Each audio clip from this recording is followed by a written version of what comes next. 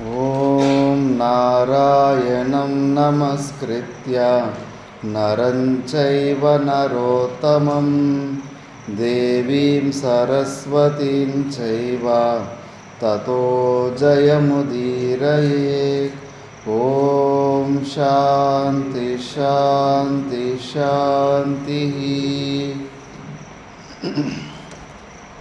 ನಾವು ಮಹಾಭಾರತದ ಆದಿಪರ್ವದಲ್ಲಿ 173ನೇ ಅಧ್ಯಾಯ ತನಕ ವಿಚಾರ ಮಾಡಿದ್ವಿ. ಇದರಲ್ಲಿ ಅರ್ಜುನನನ್ನು ಆ ಗಂಧರ್ವ ತಾಪತೇಯ ಅಂತ ಯಾಕೆ ಕರೀತಾ ಇದ್ದ ಅನ್ನೋದಕ್ಕೆ ನಾವು ಸ್ಟೋರಿ ಎಲ್ಲ ತಿಳ್ಕೊಂಡ್ವಿ. ಅವರ ವಂಶದಲ್ಲಿ ಸೂರ್ಯನ ಮಗಳಾದ ತಪತಿಯನ್ನು ಅಲ್ಲಿ ಅವರು ತಾತ ಮುತ್ತಾತರಾದ ರಾಜನು ಮದುವೆ ಆದ್ದರಿಂದ ತಪತಿಯ ಸಂತಾನ ಆದ್ದರಿಂದ ನೀವೆಲ್ಲ ತಾಪತೇಯ ಅನ್ನೋದು ಕೂಡ ನಿಮಗೆ ಬಿರುದಿದೆ ಅಂತ ಆ ಸ್ಟೋರಿಯನ್ನು ಹೇಳ್ತಾನೆ. ಇವಾಗ ವೈಶಂಪಾಯನರು ಹೇಳ್ತಾ ಇದ್ದಾರೆ, ಜನ್ಮೇಜಯ ಗಂಧರ್ವನು ಹೇಳಿದ ತಪತಿಯ ಕಥೆಯನ್ನು ಕೇಳಿ ಅರ್ಜುನನಿಗೆ ತಪತಿಯ ವಿಷಯದಲ್ಲಿಯೂ ಮತ್ತು ವಶಿಷ್ಠರ ವಿಷಯದಲ್ಲಿ ಭಕ್ತಿಭಾವವು ಅಧಿಕಗೊಂಡಿತು. ತನ್ನ ಪೂರ್ವಜರ ಮಹತ್ವದ ಕಥೆಯನ್ನು ಕೇಳಿ ಅರ್ಜುನನ ಮುಖವರಳಿ ಪೂರ್ಣಚಂದ್ರನಂತೆ ಪ್ರಕಾಶಿಸಿದನು. ವಶಿಷ್ಠರಲ್ಲಿದ್ದ ತಪೋಬಲದ ವಿಷಯವಾಗಿ ಅರ್ಜುನನಿಗೆ ಬಹಳವಾದ ಕೌತೂಹಲ ಉಂಟಾಯಿತು. ಅಂತೆಯೇ ಗಂಧರ್ವನನ್ನು ಕೇಳಿದನು. ಗಂಧರ್ವರಾಜ, ವಶಿಷ್ಠರ ತಪಪ್ರಭಾವವನ್ನು ಕೇಳಿ ನನ್ನ ಶರೀರವು ಪುಲಕಿತವಾಗಿದೆ. ಅದರ ವಿಷಯವಾಗಿ ಇನ್ನೂ ಹೆಚ್ಚಿನ ವಿಷಯಗಳನ್ನು ಕೇಳಬೇಕೆನ್ನುವ ಆಶಯವಿದೆ. ನಮ್ಮ ಪೂರ್ವಜರಿಗೆ ಪುರೋಹಿತರಾಗಿದ್ದ ವಶಿಷ್ಠ ಮಹರ್ಷಿಗಳ ಪುಣ್ಯಕಥೆಯನ್ನು ಯಥಾವತ್ತಾಗಿ ಹೇಳುವವನಾಗು. ಅಂದರೆ ವಶಿಷ್ಠರ ಬಗ್ಗೆಯೂ ಸ್ವಲ್ಪ ಸ್ಟೋರಿ ತಿಳ್ಕೋಬೇಕಂತ ಅರ್ಜುನನಿಗೆ ಇಚ್ಛೆ ಆಗಿದೆ. ಅರ್ಜುನ, ನಿನಗೆ ಕೇಳಲು ಕುತೂಹಲವಿರುವಂತೆಯೇ ನನಗೂ ಆ ಮಹಾಮಹಿಮರ ಕಥೆಯನ್ನು ಹೇಳುವ ಔತ್ಸುಕ್ಯವೂ ಇದೆ. ವಶಿಷ್ಠರು ಬ್ರಹ್ಮಮಾನಸ ಪುತ್ರರು, ಅರುಂಧತಿಯ ಪತಿ, ದೇವತೆಗಳಿಂದಲೂ ಜಯಿಸಲು ಅಸಾಧ್ಯವಾದ ಆಶೆ ಮತ್ತು ಕೋಪಗಳನ್ನು ಜಯಿಸಿದ ಮಹಾಮಹಿಮರು. ಆಶೆ ಮತ್ತು ಕೋಪಗಳು ಅವರ ಪದತಲದಲ್ಲಿ ದಾಸ್ಯ ರೂಪದಲ್ಲಿದ್ದವು. ಪಂಚೇಂದ್ರಿಯಗಳನ್ನು ಅವರು ತಮ್ಮ ಸ್ವಾಧೀನದಲ್ಲಿಟ್ಟುಕೊಂಡಿದ್ದರಿಂದಲೇ ಅವರಿಗೆ ವಶಿಷ್ಠರೆಂಬ ಹೆಸರು ಪ್ರಾಪ್ತವಾಯಿತು.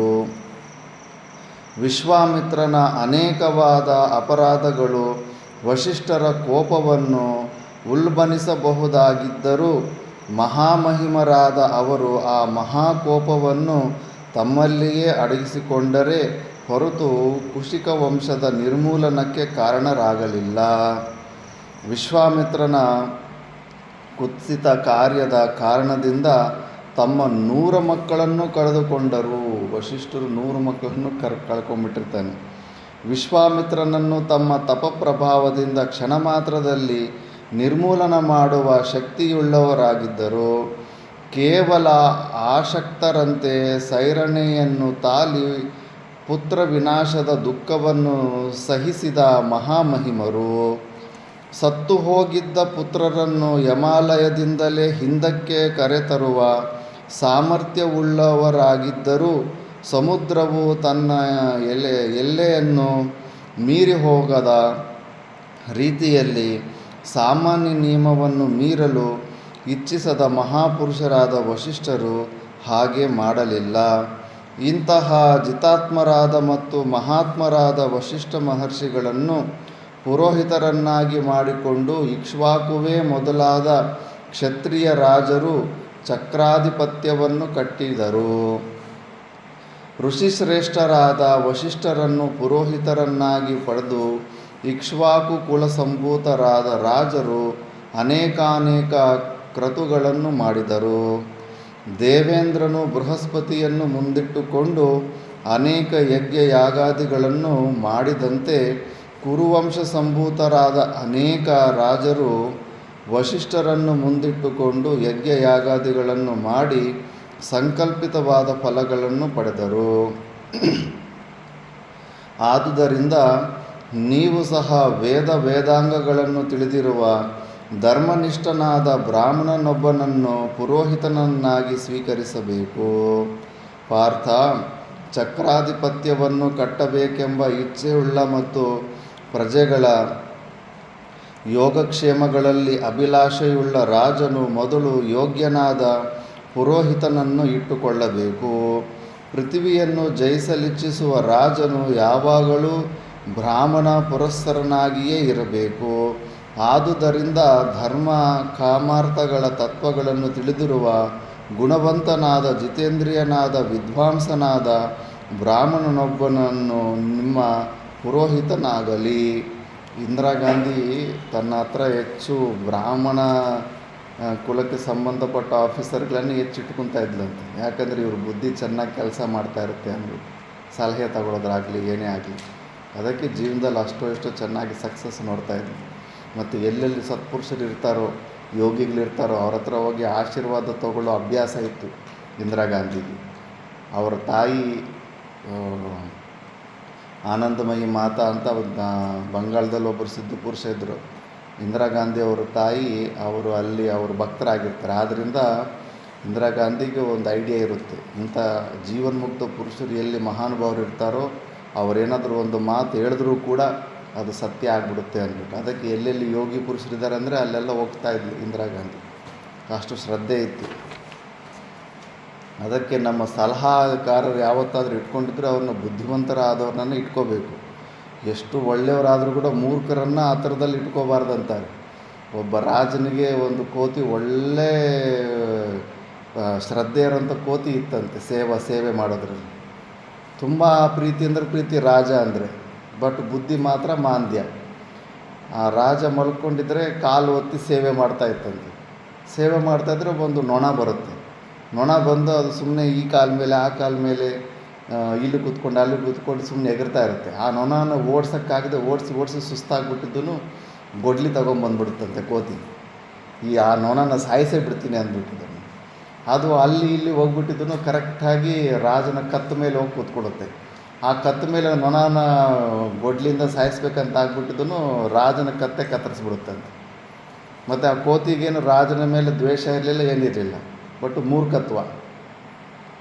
ಅದು ಶ್ರದ್ಧೆ ಇದೆ, ರಾಜನ ಮೇಲೆ ಪ್ರೀತಿಯಿಂದನೇ ಮಾಡಿದ್ದ ಕೆಲಸ ಅದು. ಅದಕ್ಕೆ ಕೇವಲ ಪ್ರೀತಿ ಹೊಂದಿದ್ರೆ ಸಾಕು, ಶ್ರದ್ಧೆ ಇದ್ದರೆ ಸಾಕು, ವಿವೇಕಯುಕ್ತ ಇರೋರನ್ನೇ ಆ ಥರದಲ್ಲಿ ಇಟ್ಕೋಬೇಕು ಅಂತ. ಅದರಿಂದ ರಾಜನಿಗೇನು ಲಾಭ ಆಗಿಲ್ಲವಲ್ಲ, ಪ್ರಾಣನೇ ಕಳ್ಕೊಂಬಿಟ್ಟ. ಅದಕ್ಕೆ ತಮ್ಮ ಹತ್ರ ಇರೋರನ್ನ, ತುಂಬ ಸೂಕ್ಷ್ಮ ಬುದ್ಧಿ ಇರೋರನ್ನು, ಕುಶಲರನ್ನು, ಕಾರ್ಯಕುಶಲತೆಯಲ್ಲಿ ನಿಪುಣರಾದರು ಅಂತಾನೆ ಆ ಥರದಲ್ಲಿ ಇಟ್ಕೋಬೇಕು ಅಂತ ನೀತಿಶಾಸ್ತ್ರ ಹೇಳುತ್ತೆ. ಅದಕ್ಕೆ ಅದನ್ನೇ ಹೇಳ್ತಾ ಇದ್ದಾನೆ. ಅದಕ್ಕೆ ರಾಜರಾದವರು ಒಬ್ಬ ಬುದ್ಧಿವಂತನಾದ ಬ್ರಾಹ್ಮಣನನ್ನು ಹತ್ರ ಇಟ್ಕೋಬೇಕು ಅಂತ. ಅರ್ಜುನನು ಗಂಧರ್ವನನ್ನು ಪ್ರಶ್ನಿಸುತ್ತಾನೆ. ಚಿತ್ರರಥ, ದಿವ್ಯಾಶ್ರಮವಾಸಿಗಳಾಗಿದ್ದ ವಿಶ್ವಾಮಿತ್ರ ವಸಿಷ್ಠರಲ್ಲಿ ಯಾವ ಕಾರಣದಿಂದಾಗಿ ವೈರ್ಯ ಉಂಟಾಯಿತು? ವೈರಕ್ಕೆ ಕಾರಣವನ್ನು ಮತ್ತು ಅದರಿಂದಾದ ಪರಿಣಾಮಗಳೆಲ್ಲವನ್ನೂ ನನಗೆ ಯಥಾವತ್ತಾಗಿ ಹೇಳು. ಅರ್ಜುನ, ವಸಿಷ್ಠರಿಗೆ ಸಂಬಂಧಿಸಿದ ಈ ಆಖ್ಯಾನವು ಬಹಳ ಪ್ರಾಚೀನ ಕಥೆಯೆಂದು ಎಲ್ಲ ಲೋಕಗಳಲ್ಲಿಯೂ ಪ್ರಸಿದ್ಧವಾಗಿದೆ. ಆ ಪುರಾಣ ಕಥೆಯನ್ನು ಯಥಾವತ್ತಾಗಿಯೇ ನಿನಗೆ ಹೇಳುವೆನು, ಕೇಳು. ಭರತರ್ಷಭನೇ, ಕನ್ಯಾಕುಬ್ಜ ದೇಶದಲ್ಲಿ ಗಾದಿ ಎಂಬ ಲೋಕಪ್ರಸಿದ್ಧನಾದ ಮಹಾರಾಜನೊಬ್ಬನಿದ್ದನು.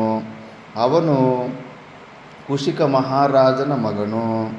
ಧರ್ಮಾತ್ಮನಾದ ಗಾಧಿಯ ಪುತ್ರನು ವಿಶ್ವಾಮಿತ್ರನೆಂಬ ಹೆಸರಿನಿಂದ ಪ್ರಸಿದ್ಧನಾದನು. ಅವನಲ್ಲಿ ಅಪಾರವಾದ ಐಶ್ವರ್ಯವೂ ಮತ್ತು ಚತುರಂಗ ಬಲವೂ ಇದ್ದಿತು. ಆದುದರಿಂದಲೇ ಅವನು ಶತ್ರುಗಳೆಲ್ಲರನ್ನೂ ಪರಾಜಯಗೊಳಿಸಿದ್ದನು. ವಿಶ್ವಾಮಿತ್ರನೊಮ್ಮೆ ಅಮಾತ್ಯರಿಂದ ಕೂಡಿದವನಾಗಿ ಗಹನವಾದ ಅರಣ್ಯದಲ್ಲಿ ವರಾಹಗಳನ್ನು, ಜಿಂಕೆಗಳನ್ನು ಬೇಟೆಯಾಡುತ್ತಾ ಸಂಚರಿಸುತ್ತಿದ್ದನು.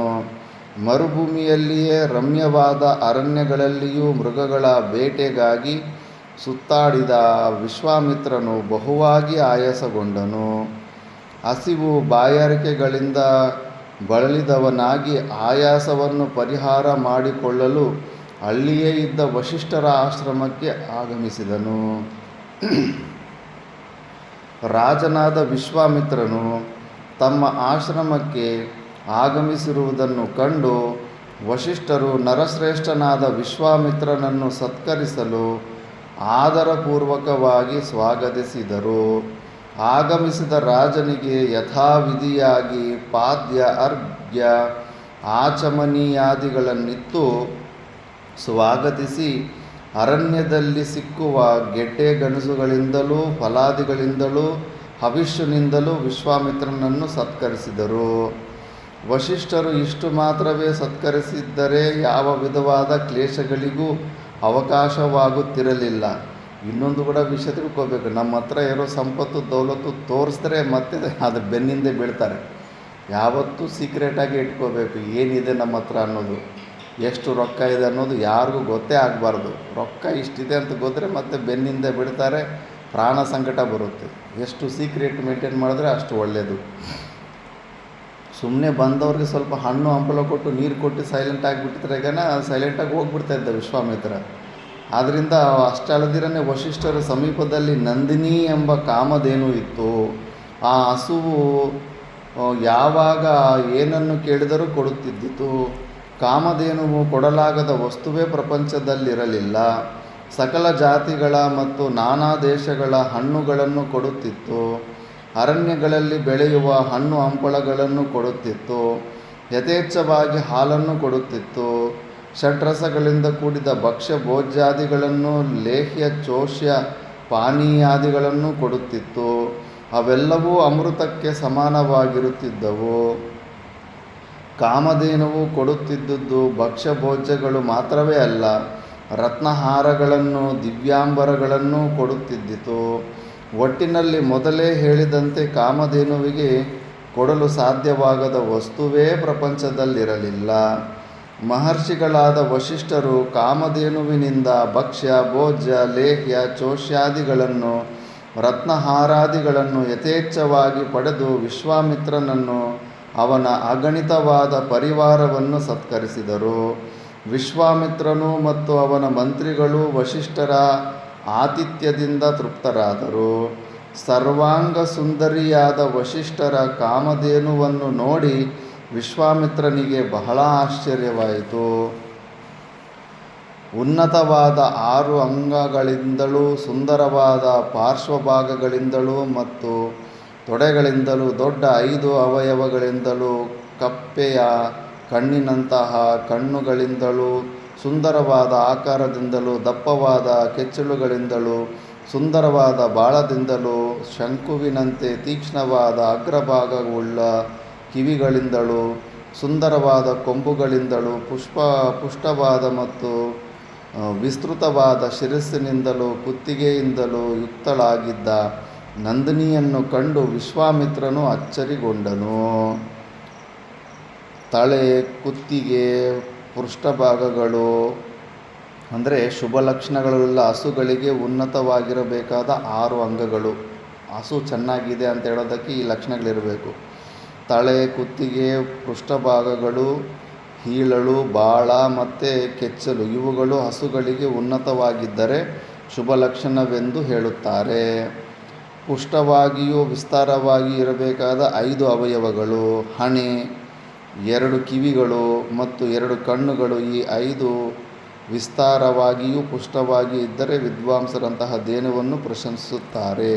ಹಸುವನ್ನು ಕೊಳ್ಕೋಬೇಕಾದ್ರೆ ಇವೆಲ್ಲ ದೃಷ್ಟಿಯಲ್ಲಿ ಇಟ್ಕೋಬೇಕು. ಇಂತಹ ಸರ್ವಾಂಗ ಸುಂದರಿಯಾದ ಅಕಳಂಕಳಾದ ನಂದಿನಿಯನ್ನು ವಿಶ್ವಾಮಿತ್ರನು ಬಹಳವಾಗಿ ಕೊಂಡಾಡಿದನು. ವಿಶ್ವಾಮಿತ್ರನು ಸಾಮಾನ್ಯನಲ್ಲ, ದೇಶದ ಅಧಿಪತಿ, ಮಹಾಪರಾಕ್ರಮಿಯು. ಈ ಕಾರಣಗಳಿಂದ ವಸಿಷ್ಠರಲ್ಲಿದ್ದ ಅನರ್ಘ ವಸ್ತುವನ್ನು ಕೇಳಲು ಹಿಂಜರಿಯಲಿಲ್ಲ. ರಾಜರಿಗೆ ಇನ್ಕಮ್ ಟ್ಯಾಕ್ಸ್ ಡಿಪಾರ್ಟ್ಮೆಂಟಿಗೆ ನಿನ್ನ ಹತ್ರ ಸಂಪತ್ತಿತ್ತಂದರೆ ಅವ್ರು ಕಿತ್ಕೊಳ್ಳೋದಕ್ಕೆ ಬಂದೇ ಬರ್ತಾರೆ. ವಿತ್ತೇರ್ಪಾಲಾದ ಭಯಂ, ಬ್ರಾಹ್ಮಣೋತ್ತಮನೇ, 10 ಕೋಟಿ ಹಸುಗಳನ್ನು ತೆಗೆದುಕೊಂಡು ನನಗೆ ಈ ನಂದಿನಿಯನ್ನು ಕೊಡು. ಅಥವಾ ನನ್ನ ರಾಜ್ಯವನ್ನೇ ನಿನಗೆ ಈ ನಂದಿನಿಯ ವಿನಿಮಯ ರೂಪದಲ್ಲಿ ಕೊಟ್ಟು ಬಿಡುತ್ತೇನೆ. ಮಹಾಮುನಿಯೇ, ನನ್ನಿಂದ ರಾಜ್ಯವನ್ನು ಪಡೆದುಕೊಂಡು ರಾಜ್ಯ ಸುಖಗಳನ್ನು ಉಪಭೋಗಿಸು. ವಸಿಷ್ಠರು ಮಂದಸ್ಮಿತರಾಗಿಯೇ ವಿಶ್ವಾಮಿತ್ರನಿಗೆ ಹೇಳಿದರು. ಪಾಪರಹಿತನೇ, ದೇವತೆಗಳ ಪೂಜೆಗಾಗಿ, ಅತಿಥಿ ಸತ್ಕಾರಕ್ಕಾಗಿ, ಪಿತೃಕಾರ್ಯಕ್ಕಾಗಿ ಮತ್ತು ಯಜ್ಞ ಹೋಮಾದಿಗಳ ಹೋಮದ್ರವ್ಯಗಳಿಗಾಗಿ ಈ ನಂದಿನಿಯನ್ನು ನಾನು ಕಾಪಾಡುತ್ತಿರುವೆನು. ಈ ಕಾರಣಗಳಿಂದ ನೀನು ನಿನ್ನ ಸಾಮ್ರಾಜ್ಯವನ್ನೇ ಕೊಡುವುದಾದರೂ ಈ ನಂದಿನಿಯನ್ನು ಸರ್ವತಾ ಕೊಡಲು ಸಾಧ್ಯವಿಲ್ಲ. ವಿಶ್ವಾಮಿತ್ರನು ವಸಿಷ್ಠರ ಮಾತುಗಳನ್ನು ಕೇಳಿ ಒಮ್ಮೆ ಗಟ್ಟಿಯಾಗಿ ಅಟ್ಟಹಾಸದಿಂದ ನಕ್ಕನು.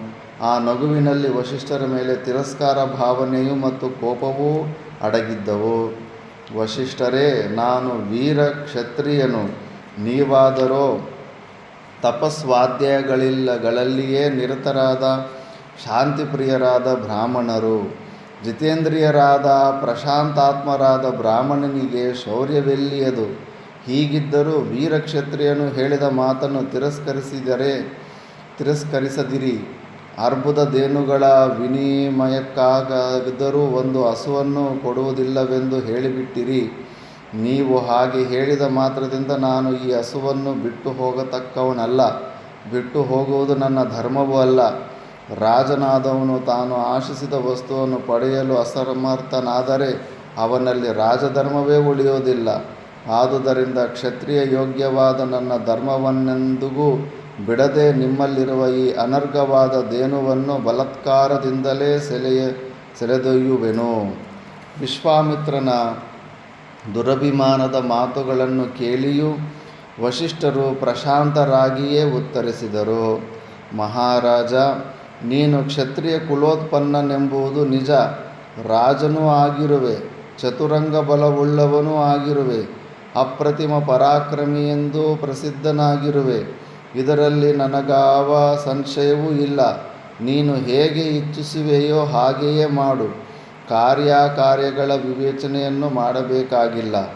ಪಾರ್ಥ, ವಸಿಷ್ಠರು ವಿಶ್ವಾಮಿತ್ರನಿಗೆ ಹೀಗೆ ಹೇಳಿದ ನಂತರ ನಂದಿನಿಯು ಬ್ರಾಹ್ಮಣನಿಗೆ ಸೇರಿದ್ದೆಂಬ ಬ್ರಹ್ಮಸತ್ವವೆಂಬ ವಿವೇಚನೆಯೇ ಇಲ್ಲದೆ ವಿಶ್ವಾಮಿತ್ರನು ಹಂಸಕ್ಕೆ ಮತ್ತು ಚಂದ್ರನಿಗೆ ಸಮಾನವಾದ ಕಾಂತಿಯಿಂದ ಕೂಡಿದ್ದ ನಂದಿನಿಯನ್ನು ಬಲಾತ್ಕಾರದಿಂದಲೇ ಸೆಳೆದೊಯ್ಯಲು ಪ್ರಯತ್ನಿಸಿದನು. ಆದರೆ ನಂದಿನಿಯು ಒಡನೆಯೇ ವಿಶ್ವಾಮಿತ್ರನ ವಶಲಾಗಲಿಲ್ಲ.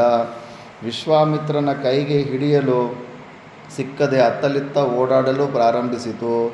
ಪ್ರಾರ್ಥಿಸಿದವರ ಸರ್ವಾರ್ಥಗಳನ್ನು ಕೊಡಲು ಸಮರ್ಥಲಾದ ನಂದಿನಿಯನ್ನು ಬಲಾತ್ಕಾರವಿಲ್ಲದೆ ಹಿಡಿದುಕೊಳ್ಳಬೇಕೆಂಬ ಪ್ರಯತ್ನಿಸಿದ ವಿಶ್ವಾಮಿತ್ರನು ಅದು ಸಿಕ್ಕದಿದ್ದುದಕ್ಕಾಗಿ ಅದನ್ನು ಕೋಲಿನಿಂದಲೂ ಚಾವಟಿಯಿಂದಲೂ ಪ್ರಹರಿಸಿದನು. ಕಲ್ಯಾಣಮಯಿಯಾದ ನಂದಿನಿಯು ಹಂಬಾ ಹಂಬಾ ಎಂದು ಕೂಗಿಕೊಳ್ಳುತ್ತಾ ಓಡಿಬಂದು ವಸಿಷ್ಠರ ಎದುರಿಗಾಗಿ ನಿಂತುಕೊಂಡಿತು. ಚೆನ್ನಾಗಿ ಹೊಡೆಯುತ್ತಿದ್ದರೂ ನಂದಿನಿಯು ಆಶ್ರಮದಿಂದ ಹೊರಡಲಿಲ್ಲ. ನಂದಿನಿಯ ಅವಸ್ಥೆಯನ್ನು ಕಂಡು ವಸಿಷ್ಠರು ಕಣ್ಣುಗಳಲ್ಲೂ ನೀರೂರಿತು. ಕಾಮಧೇನುವಿನ ಮೈಯನ್ನು ಸವರುತ್ತಾ ಹೇಳಿದರು, ಮಗಳೇ, ನೀನು ಹಂಬಾ ಹಂಬಾ ಎಂದು ಬಾರಿ ಬಾರಿಗೂ ಕೂಗಿಕೊಳ್ಳುತ್ತಿರುವುದನ್ನು ನಾನು ಕೇಳುತ್ತಲೇ ಇದ್ದೇನೆ. ಆದರೆ ನಾನೇನು ಮಾಡಲಿ? ವಿಶ್ವಾಮಿತ್ರನು ನಿನ್ನನ್ನು ಬಲಾತ್ಕಾರದಿಂದ ಸೆಳೆದೊಯ್ಯುತ್ತಿದ್ದಾನೆ. ನಾನಾದರೋ ಕ್ಷಮಾಪರಾಧನಾದ ಬ್ರಾಹ್ಮಣನಾಗಿದ್ದೇನೆ. ಈ ಕ್ಷತ್ರಿಯನು ನಿನಗಿಷ್ಟೊಂದು ಯಾತನೆಯನ್ನು ಕೊಡುತ್ತಿದ್ದರೂ ಇವನ ವಿಷಯದಲ್ಲಿ ನನಗೆ ಕೋಪವೇ ಬರುತ್ತಿಲ್ಲ. ನಾನೇನು ಮಾಡಲಮ್ಮ? ಇತ್ತಲಾಗಿ ವಿಶ್ವಾಮಿತ್ರನು ಯಾರಾದರೂ ನಮ್ಮ ಹಸುವನ್ನು ಬಂದು ಹಂಗೆ ಬಲವಂತವಾಗಿ ತಗೊಂಡು ಹೋಗ್ತಿದ್ರೆ ನಮಗೆ ಕೋಪ ಬರುತ್ತಾ ಇಲ್ಲ? ಏನಪ್ಪ ನಾರಾಯಣ ಚೈತನ್ಯ, ನಮ್ಮ ಹಸುವನ್ನು ಬಲವಂತವಾಗಿ ಇಟ್ಕೊಂಡು ಹೋದ್ರೆ ನೀನು ಏನು ಮಾಡ್ತೀಯ? ಕಿರ್ಚಾಡ್ತೀಯೇ ಇಲ್ಲ. ಯಾಕೆ ಇಟ್ಕೊತ ನನ್ನ ಹಸುವನ್ನು ಯಾಕೆ ಮುಟ್ಕೊತಿದ್ದೆ, ನನ್ನದು ಅಂತ. ಜ್ಞಾನಿಗಳಾದವ್ರಿಗೆ ಆ ಕೋಪನೇ ಬರ್ತಾ ಇಲ್ಲ ಅವನಿಗೆ. ಅದು ನಿಜವಾದ ಸಾಧನೆ ಮಾಡಿರೋರ ಸ್ಥಿತಿ ಹಂಗಿರುತ್ತೆ. ಅದು ಹಂಗಾಗಬೇಕು ನಾವು ವಸಿಷ್ಠರ ಥರ. ವಸಿಷ್ಠರನ್ನ ಲಾಸ್ಟಲ್ಲಿ ವಿಶ್ವಾಮಿತ್ರನೇ ಹೊಗಳ್ತಾನೆ, ಎಷ್ಟು ಪರಮ ಶಾಂತಿ ಅಂತ. ಬ್ರಹ್ಮತತ್ವ ಅನ್ನೋದು ಎಷ್ಟು ಶ್ರೇಷ್ಠ ಅನ್ನೋದು ಇದರಲ್ಲೇ ಗೊತ್ತಾಗುತ್ತೆ ಈ ಸ್ಟೋರಿನಲ್ಲಿ. ಇತ್ತಲಾಗಿ ವಿಶ್ವಾಮಿತ್ರನು ನಂದಿನಿಯನ್ನು ಬಂಧಿಸಲು ಚತುರಂಗ ಬಲ ಸಮೇತನಾಗಿ ಬರುತ್ತಿರುವುದನ್ನು ಕಂಡು ನಂದಿನಿಯು ಭೀತಿಗೊಂಡವಳಂತೆ ವಸಿಷ್ಠರ ಸಮೀಪಕ್ಕೆ ಸರಿದು ನಿಂತು ಹೇಳಿದಳು, ಮಹಾಮಹಿಮರೇ, ವಿಶ್ವಾಮಿತ್ರನ ಸೈನಿಕರು ಚಾವಟಿಗಳಿಂದ ಪ್ರಹರಿಸುತ್ತಾ ನನಗೆ ಇಷ್ಟೊಂದು ಹಿಂಸೆಯನ್ನು ಕೊಡುತ್ತಿರುವುದನ್ನು ನೋಡುತ್ತಿರುವಿರಿ. ಹಿಂಸೆಯನ್ನು ತಾಳಲಾರದೆ ನಾನು ಮಾಡುತ್ತಿರುವ ದೈನ್ಯಧ್ವನಿಯನ್ನು ಕೇಳುತ್ತಲೂ ಇರುವಿರಿ. ಆದರೂ ನೀವೇಕಿಷ್ಟು ಉದಾಸೀನರಾಗಿರುವಿರಿ. ನಾನಿಂದು ನಿರ್ಗತಿ ಕಳಂತಾಗಿರುವನೆಲ್ಲ. ನನ್ನನ್ನು ಚಾವಟಿಯಿಂದಲೂ ಕೋಲಿನಿಂದಲೂ ಪ್ರಹರಿಸುತ್ತಿದ್ದಾರೆ. ಅದರಿಂದಾಗಿ ನಾನು ಸಂಕಟದಿಂದ ಕೂಗಿಕೊಳ್ಳುತ್ತಿದ್ದೇನೆ. ನಂದಿನಿಯ ಕಣ್ಣುಗಳಿಂದ ಅಶ್ರುಬಿಂದುಗಳು ಉದುರುತ್ತಿದ್ದವು. ಪಾರ್ಥ, ನಂದಿನಿಯ ಅಂತಹ ದಾರುಣಾವಸ್ಥೆಯನ್ನು ಕಂಡರೂ ದುಃಖಪೂರಿತವಾದ ಮಾತುಗಳನ್ನು ಕೇಳಿದರೂ ವಸಿಷ್ಠರು ಮುಖಾರವಿಂದದ ಮೇಲೆ ಕೋಪದ ಛಾಯೆಯೂ ಕಾಣಲಿಲ್ಲ. ಕ್ಷಮಾಶೀಲರಾದ ಮಹರ್ಷಿಗಳು ಕ್ಷಮಾಮೂರ್ತಿಯಾಗಿಯೇ ಉಳಿದರು. ದುಃಖಿಸುತ್ತಿದ್ದ ನಂದಿನಿಗೆ ಹೇಳಿದರು, ನಂದಿನಿ, ಕ್ಷತ್ರಿಯರಿಗೆ ತೇಜಸ್ಸೇ ಅಂದರೆ ಶಾರೀರಿಕ ಬಲವೇ ಬಲವು, ಬ್ರಾಹ್ಮಣರಿಗೆ ಕ್ಷಮೆಯೇ ಬಲವು. ಬ್ರಾಹ್ಮಣರಿಗೆ ಸಹನಶಕ್ತಿಯೇ ದೊಡ್ಡ ಬಲ. ಎಷ್ಟು ಸಹನಶಕ್ತಿ ನಿನ್ನಲ್ಲಿದೆಯೋ ಅಷ್ಟು ನೀನು ನಿಜವಾದ ಸಾತ್ವಿಕ ಬ್ರಾಹ್ಮಣ ಅಂತ, ನೀನು ಮೋಕ್ಷಕ್ಕೆ ಅಧಿಕಾರಿ ಅಂತ. ಕ್ಷಮಾಗುಣವೇ ನನ್ನನ್ನು ಅನನ್ಯ ಭಕ್ತಿಯಿಂದ ಆಶ್ರಯಿಸಿ ಬಿಟ್ಟಿದೆ. ಆದುದರಿಂದ ನಾನು ನನ್ನ ಕ್ಷಮಾಗುಣವನ್ನು ಪರಿತ್ಯಜಿಸಲಾರೆನು. ನಿನಗಿಚ್ಛೆ ಇದ್ದರೆ ನೀನು ಅವನೊಡನೆಯೇ ಹೋಗಬಹುದು. ಮಹರ್ಷಿಗಳ ಮಾತುಗಳನ್ನು ಕೇಳಿ ದುಃಖದಿಂದ ಪರಿತಪ್ತಲಾಗಿದ್ದ ನಂದಿನಿಯು ಹೇಳಿದಳು, ಮಹರ್ಷಿಗಳೇ, ಹಾಗಾದರೆ ನನ್ನನ್ನು ಪರಿತ್ಯಜಿಸಿಯೇ ಬಿಟ್ಟಿರಾ? ಅಂತೆಯೇ ಹೇಳುತ್ತಿರುವಿರಲ್ಲವೇ? ನೀವು ನನ್ನನ್ನು ಮನಃಪೂರ್ವಕವಾಗಿ ಪರಿತ್ಯಾಗ ಮಾಡದಿದ್ದರೆ ನನ್ನನ್ನು ವಿಶ್ವಾಮಿತ್ರನ ಸೈನಿಕರು ಬಲಾತ್ಕಾರದಿಂದ ಸರ್ವಥಾ ಸೆಳೆದೊಯ್ಯಲಾರರು. ಮಗಳೇ, ನಾನು ನಿನ್ನನ್ನು ಖಂಡಿತವಾಗಿಯೂ ಪರಿತ್ಯಜಿಸಲಾರೆನು. ನಿನಗೆ ಸಾಮರ್ಥ್ಯವಿರುವುದಾದರೆ ನೀನು ನನ್ನಲ್ಲಿಯೇ ಇರಬಹುದು. ಅಲ್ಲಿ ನೋಡು ನಂದಿನಿ, ನಿನ್ನ ಕರುವು ವಿಶ್ವಾಮಿತ್ರನ ಸೈನಿಕರಿಂದ ಬಂಧಿತವಾಗಿ ಬಲಾತ್ಕಾರದಿಂದ ಒಯ್ಯಲ್ಪಡುತ್ತಿದೆ. ವಸಿಷ್ಠರ ಸ್ಥೀಯತಾಂ ನನ್ನಲ್ಲಿಯೇ ಇರಬಹುದು ಎಂಬ ಉಚ್ಚಾರಣೆಯೇ ನಂದಿನಿಗೆ ಆಶೀರ್ವಾದ ರೂಪವಾಯಿತು. ತನ್ನನ್ನು ಯಾರು ಸೆಳೆದೊಯ್ಯಲು ಸಾಧ್ಯವಿಲ್ಲವೆಂಬ ದೃಢ ವಿಶ್ವಾಸವು ನಂದಿನಿಗುಂಟಾಯಿತು. ತಲೆಯನ್ನು ಕತ್ತನ್ನು ಮೇಲೆತ್ತಿದಳು. ನೋಡಲು ಭಯಂಕರಳಾಗಿ ಕಂಡಳು. ಕಣ್ಣುಗಳು ಕೆಂಡದಂತೆ ಕೆಂಪಾದವು. ಹಂಬಾ ಎಂದು ಗರ್ಜಿಸುತ್ತಾ ವಿಶ್ವಾಮಿತ್ರ ಸೈನ್ಯವನ್ನು 4 ಕಡೆಗಳಿಂದ ಮರ್ದಿಸತೊಡಗಿದಳು. ಗರ್ಜನೆ ಮಾಡುತ್ತಾ ವಿಶ್ವಾಮಿತ್ರನ ಸೈನ್ಯವನ್ನು ಮರ್ದನ ಮಾಡುತ್ತಾ ಓಡಾಡುತ್ತಿದ್ದ ನಂದಿನಿಗೆ ಕೋಪವು ಉಕ್ಕೇರಿತು. ನಡುನೆತ್ತಿಯ ಮೇಲೇರಿದ ಸೂರ್ಯನನ್ನು ನೋಡಲು ಸಾಧ್ಯವಾಗದಂತೆ ಕೋಪದಿಂದ ಆವೃತಲಾಗಿದ್ದ ನಂದಿನಿಯನ್ನು ನೋಡಲು ವಿಶ್ವಾಮಿತ್ರನ ಸೈನಿಕರಿಗೆ ಸಾಧ್ಯವಾಗಲಿಲ್ಲ. ಅವಳ ಬಾಲದಿಂದ ಕಾದ ಕೆಂಡಗಳು ಸುತ್ತಲೂ ಎರಚಲ್ಪಟ್ಟವು. ಕೆಲವು ನಿಮಿಷಗಳು ಕಳೆದ ನಂತರ ಅವಳ ಬಾಲದಿಂದ ಪಹ್ಲವ ಸೈನ್ಯ ಸಮೂಹವು ಸೃಷ್ಟಿಯಾಯಿತು. ಒಂದು ಸೈನ್ಯನೇ ಸೃಷ್ಟಿ ಆಗ್ಬಿಡ್ತಾ ಇದೆ ಬಾಲದಿಂದ. ಕೆಚ್ಚಲಿನಿಂದ ದ್ರಾವಿಡ ಮತ್ತು ಶಕ ಸೈನ್ಯಗಳು ಉತ್ಪನ್ನವಾದವು. ಒಂದೊಂದು ಕೆಚ್ಚಲಿಂದ ಒಂದೊಂದು ಸೈನ್ಯನೇ ದೇಶನೂ ಹುಡ್ತಾ ಇದೆ ಅಲ್ಲಿ.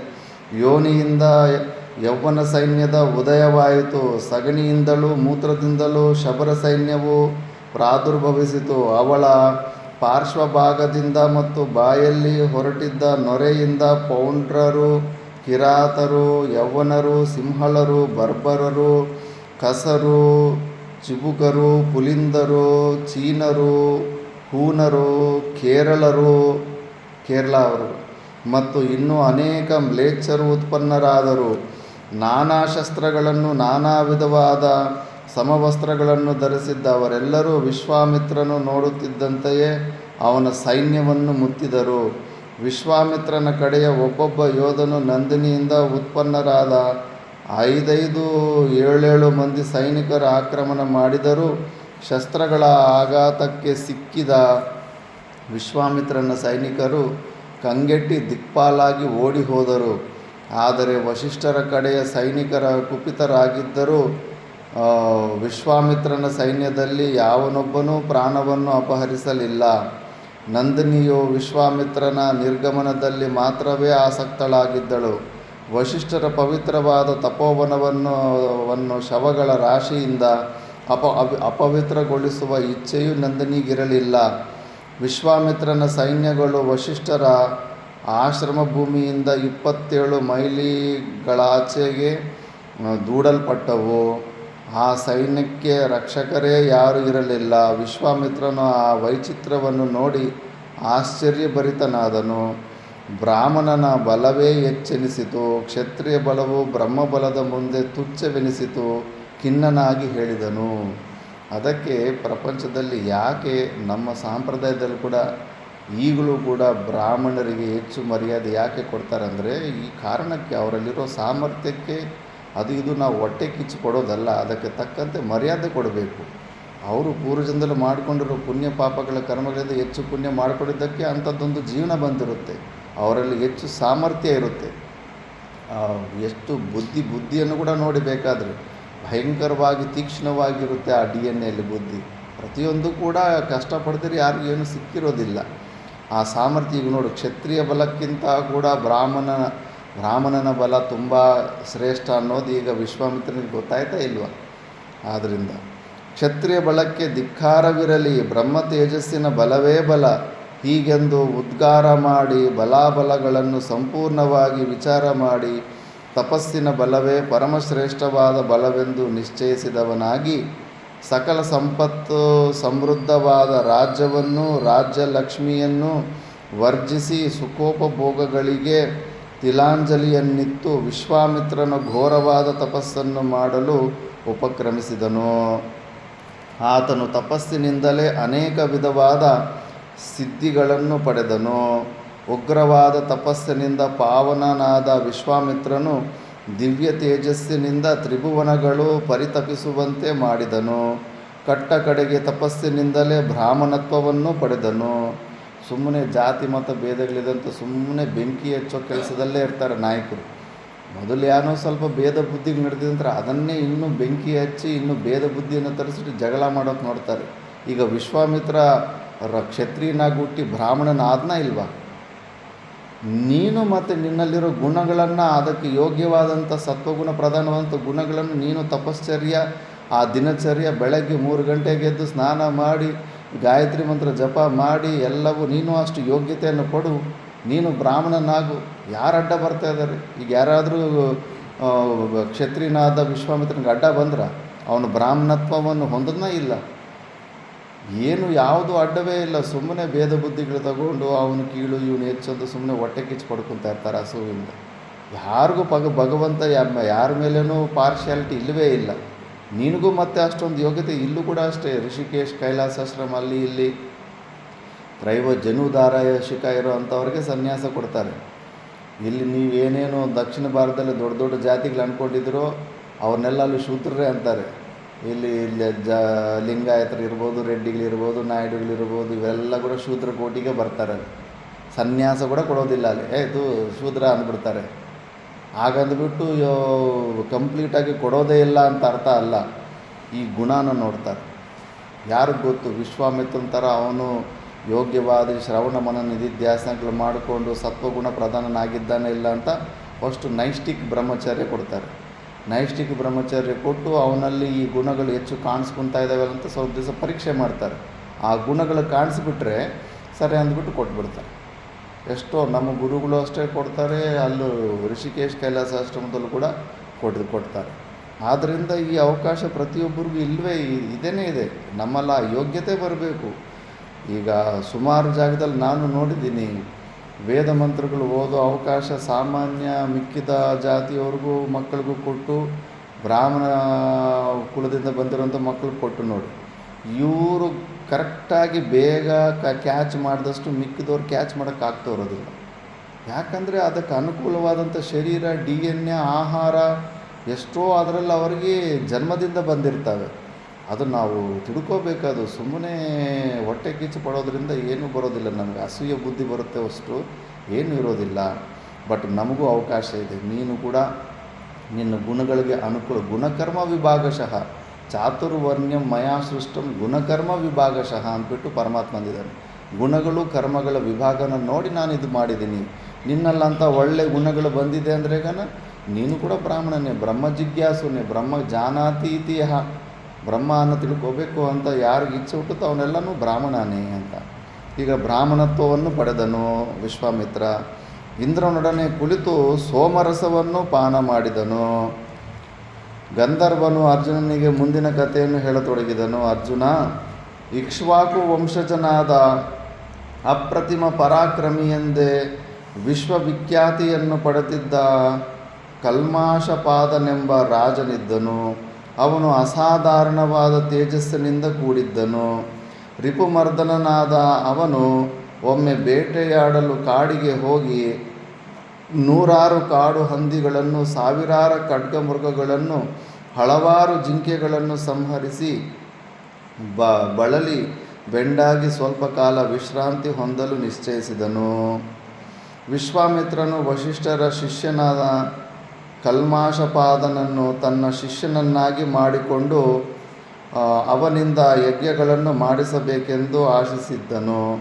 ಬಾಯಾರಿಕೆಯಿಂದಲೂ ಹಸಿವಿನಿಂದಲೂ ಆರ್ತನಾಗಿದ್ದ, ಯುದ್ಧದಲ್ಲಿ ಅಪರಾಜಿತನಾಗಿದ್ದ ಕಲ್ಮಾಷಪಾದನು ವಿಶ್ರಾಂತಿಯ ಸ್ಥಳವನ್ನು ಅರಸುತ್ತಾ ಹೋಗುತ್ತಿದ್ದಾಗ ತನಗೆದುರಾಗಿ ಬರುತ್ತಿದ್ದ ಮಹಾಮಹಿಮರಾದ ವಸಿಷ್ಠರು ಹಿರಿಯ ಮಗನಾದ ಶಕ್ತಿಯನ್ನು ಕಂಡನು. ವಸಿಷ್ಠರ ಮಗ ಶಕ್ತಿ. ಮಹಾಭಾಗನಾದ ಶಕ್ತಿಯು ವಸಿಷ್ಠ ಕುಲ ವರ್ಧನನಾಗಿಯೂ ವಸಿಷ್ಠರ 100 ಮಕ್ಕಳಲ್ಲಿ ಹಿರಿಯವನಾಗಿಯೂ ಇದ್ದನು. ತನಗೆದುರಾಗಿ ಬಂದ ಶಕ್ತಿಯನ್ನು ನೋಡಿ ಕಲ್ಮಾಷಪಾದನು ಹಾದಿಯನ್ನು ಬಿಟ್ಟು ಸರಿದು ನಿಲ್ಲು ಎಂದು ಹೇಳಿದನು. ಹಳ್ಳಿಗಳಲ್ಲಿ ಕಡೆಯ ಕಾಲು ಹಾದಿಗಳಲ್ಲಿ ಇಂದಿಗೂ ಇಂತಹ ಅನೇಕ ಸನ್ನಿವೇಶಗಳು ನಮ್ಮ ಅನುಭವದಲ್ಲಿಯೂ ಉಂಟಾಗುತ್ತವೆ. ನಮ್ಮ ಎದುರಿಗೆ ಬರುವ ವ್ಯಕ್ತಿಯ ವಿಷಯದಲ್ಲಿ ಒಂದು ವಿಧವಾದ ಪೂಜ್ಯ ಭಾವನೆ, ಗೌರವ ಅಥವಾ ದಯೆ ಉಂಟಾದರೆ ನಾವೇ ದಾರಿಯಿಂದ ಸರಿದು ನಿಲ್ಲುತ್ತೇವೆ. ಇದು ಸ್ವಾಭಾವಿಕವಾದ ವಿಷಯ. ಇದನ್ನು ಕೂಡ ಮತ್ತು ಜಾತಿ ಮತ ಭೇದಗಳಂತ ತಳ್ಳಿಬಿಡ್ತಾರೆ. ಊರಲ್ಲಿ ದೊಡ್ಡ ಮನುಷ್ಯರು ಬಂದಾಗ ಅದು ಸ್ವಲ್ಪ ಎದ್ದು ನಿಂತ್ಕೋಬೇಕನ್ನೋದು ನೀತಿಶಾಸ್ತ್ರ ಮರ್ಯಾದೆ, ಅದು ಪ್ರೋಟೋಕಾಲ್. ನಾವಂತೆ ಊರಿನ ದೊಡ್ಡ ಮನುಷ್ಯ ಬಂದಾಗ ಕೂಡ ಕಾಲ ಮೇಲೆ ಕಾಲು ಹಾಕೊಂಡು ನಿಂತ್ಕೊಂಡ್ರೆ ಅದು ಅವ್ರಿಗೆ ಅವಮಾನ ಮಾಡ್ದಂಗೆ ಆಗುತ್ತೆ. ಈ ರಾಜ್ಯದ ವಿಧಾಯಕನ MLA ಬಂದರೂ ಕೂಡ ಮತ್ತು ಸಾಮಾನ್ಯ ಜನರೆಲ್ಲರೂ ಕೂಡ ಅವ್ರು ಬಂದಾಗ ಎದ್ದು ನಿಂತ್ಕೋಬೇಕು. ಅದು ಮರ್ಯಾದೆ ಇರುತ್ತೆ, ಅದು ಆ ಪದವಿಗೆ. ಸನ್ಯಾಸಿಗಳಿಗಿಂತ ದೊಡ್ಡವರು ಯಾರೂ ಇರೋದಿಲ್ಲ. ಸನ್ಯಾಸಿಗಳು ನಿಂತ್ಕೋಬೇಕಾದ ಅವಶ್ಯಕತೆ ಇರೋದಿಲ್ಲ. ಬಟ್ ಮಿಕ್ಕಿದವರೆಲ್ಲ ಆ ಪ್ರೋಟೋಕಾಲ್ಸ್ ಫಾಲೋ ಮಾಡಬೇಕಾಗುತ್ತೆ. ಈಗ ಶಕ್ತಿ ಸತ್ಪುರುಷ ಬರ್ತಾ ಇದ್ದೆ, ಅಷ್ಟು ಬಲವಂತನಾದ ರಾಜನೇ ದಾರಿ ಪಕ್ಕಕ್ಕೆ ಆತ ಹೋಗಿದ್ದಾನೆ. ದಾರಿ ಬಿಟ್ಬಿಟ್ಟಿದ್ದಾನೆ ವಸಿಷ್ಠನ ಮಗನ ಶಕ್ತಿಗೆ. ರಾಜನ ಮಾತುಗಳನ್ನು ಕೇಳಿ ಶಕ್ತಿಯು ಮಧುರವಾದ ಮತ್ತು ಸಮಾಧಾನಕರವಾದ ಈ ಮಾತುಗಳನ್ನು ಆಡಿದನು. ಮಹಾರಾಜ, ನಾನು ಹೋಗುವುದಕ್ಕೆ ಮೊದಲು ಹಾದಿ ಮಾಡಿಕೊಟ್ಟು ಅನಂತರದಲ್ಲಿ ನೀನು ಹೋಗಬೇಕು. ಇದೇ ಸನಾತನ ಧರ್ಮ. ಶಾಸ್ತ್ರಗಳು ಮತ್ತು ಶ್ರುತಿ ಸ್ಮೃತಿಗಳು ಬ್ರಾಹ್ಮಣನಿಗೆ ಹಾದಿಯನ್ನು ಬಿಟ್ಟು ನಿಲ್ಲಬೇಕೆಂದು ಹೇಳುತ್ತವೆ. ಈ ರೀತಿಯಾಗಿ ಅವರಿಬ್ಬರು ನೀನು ಇಲ್ಲಿ ಹಾದಿ ಬಿಟ್ಟಿಲ್ಲ, ಪಕ್ಕಕ್ಕೆ ಹೋಗಿಲ್ಲ ಇವನು. ನೀನು ಹಾದಿಯನ್ನು ಬಿಟ್ಟು ನಿಲ್ಲು ಎಂದು ಹೇಳುತ್ತಲೇ ಇದ್ದರು. ಧರ್ಮವಿಹಿತವಾದ ಮಾರ್ಗದಲ್ಲಿಯೇ ತಾನು ನಡೆಯುತ್ತಿರುವನೆಂಬ ಕಾರಣದಿಂದ ಶಕ್ತಿಯು ರಾಜನಿಗೆ ಹಾದಿಯನ್ನು ಬಿಟ್ಟುಕೊಡಲಿಲ್ಲ. ಹಾದಿಯನ್ನು ಬಿಡದೆ ತನ್ನೆದುರಿನಲ್ಲಿಯೇ ನಿಂತು ಕ್ಷಣಕ್ಕೂ ಅಪಸರ್ಪ ಎಂದು ಹೇಳುತ್ತಿದ್ದ ಶಕ್ತಿಯನ್ನು ರಾಜನು ಕೈಯಲ್ಲಿದ್ದ ಚಾವಟಿಯಿಂದ ಪ್ರಹರಿಸಿದನು. ಚಾವಟಿಯಿಂದ ಪ್ರಹೃತನಾದ ಮುನಿಶ್ರೇಷ್ಠನಾದ ತಪೋವೀರ್ಯ ಶಕ್ತಿ ಸಂಪನ್ನನಾದ ವಸಿಷ್ಠರ ಮಗ ಶಕ್ತಿಯ ಕೋಪಾವೇಶದಿಂದ ರಾಜನನ್ನು ಶಪಿಸಿಬಿಟ್ಟನು. ನೀಚನಾದ ರಾಜನೇ, ತಪಸ್ವಿಗಳನ್ನು ಹಿಂಸಿಸುವ ರಾಕ್ಷಸನಂತೆ ತಾಪಸನಾದ ನನ್ನನ್ನು ಇಂದು ಕಾರಣವಿಲ್ಲದೆ ಹಿಂಸಿಸಿದೆಯಾದ ಕಾರಣ ಇಂದಿನಿಂದಲೇ ನಿನಗೆ ನರಮಾಂಸವನ್ನು ಭಕ್ಷಿಸುವ ರಾಕ್ಷಸ ಸತ್ವ ಉಂಟಾಗಲಿ. ಎಲ್ಲಿಯಾದರೂ ತೊಳಗಿ ಹೋಗು. ರಾಜಾದಮನೇ, ನೀನು ನರಮಾಂಸಕ್ಕೆ ಹೊರತರೆಯುತ್ತಾ ಪ್ರಪಂಚದಲ್ಲೆಲ್ಲ ಅಲೆದಾಡುತ್ತಿರು ಅಂತ ಶಾಪ ಇಟ್ಟುಬಿಡ್ತಾನೆ. ಕಲ್ಮಾಷಪಾದನನ್ನು ತನ್ನ ಶಿಷ್ಯನನ್ನಾಗಿ ಮಾಡಿಕೊಳ್ಳಬೇಕೆನ್ನುವ ಇಚ್ಛೆ ವಿಶ್ವಾಮಿತ್ರನಿಗೆ ಬಹಳ ದಿನಗಳಿಂದಲೂ ಇದ್ದಿತ್ತೆಂದು ಹೇಳಿದನಲ್ಲವೇ. ಆ ಸಮಯದಲ್ಲಿ ವಿಶ್ವಾಮಿತ್ರನಿಗೆ ವಸಿಷ್ಠರ ಮೇಲೆ ಅತಿಯಾದ ವೈರವಿದ್ದಿತು. ಶಕ್ತಿಗೂ ಮತ್ತು ರಾಜನಿಗೂ ನಡೆಯುತ್ತಿದ್ದ ವಾಗ್ವಾದವನ್ನು ವಿಶ್ವಾಮಿತ್ರನು ತನ್ನ ಅಂತರ್ದೃಷ್ಟಿಯಿಂದ ತಿಳಿದವನಾಗಿ ವಿವಾದವು ನಡೆಯುತ್ತಿದ್ದ ಸ್ಥಳಕ್ಕೆ ಒಡನೆಯೇ ಧಾವಿಸಿದನು. ದ್ವೇಷ ಅನ್ನೋದು ಹಂಗೆ ಬಂದುಬಿಡ್ತಾ ಇರುತ್ತೆ. ಅವನು ಅಲ್ಲಿಗೆ ಹೋಗುವ ವೇಳೆಗೆ ಸರಿಯಾಗಿ ಶಕ್ತಿಯ ಶಾಪವೆಂಬ ಶರವು ರಾಜನ ಮೇಲೆ ಆಗತಾನೆ ಬಿಡಲ್ಪಟ್ಟು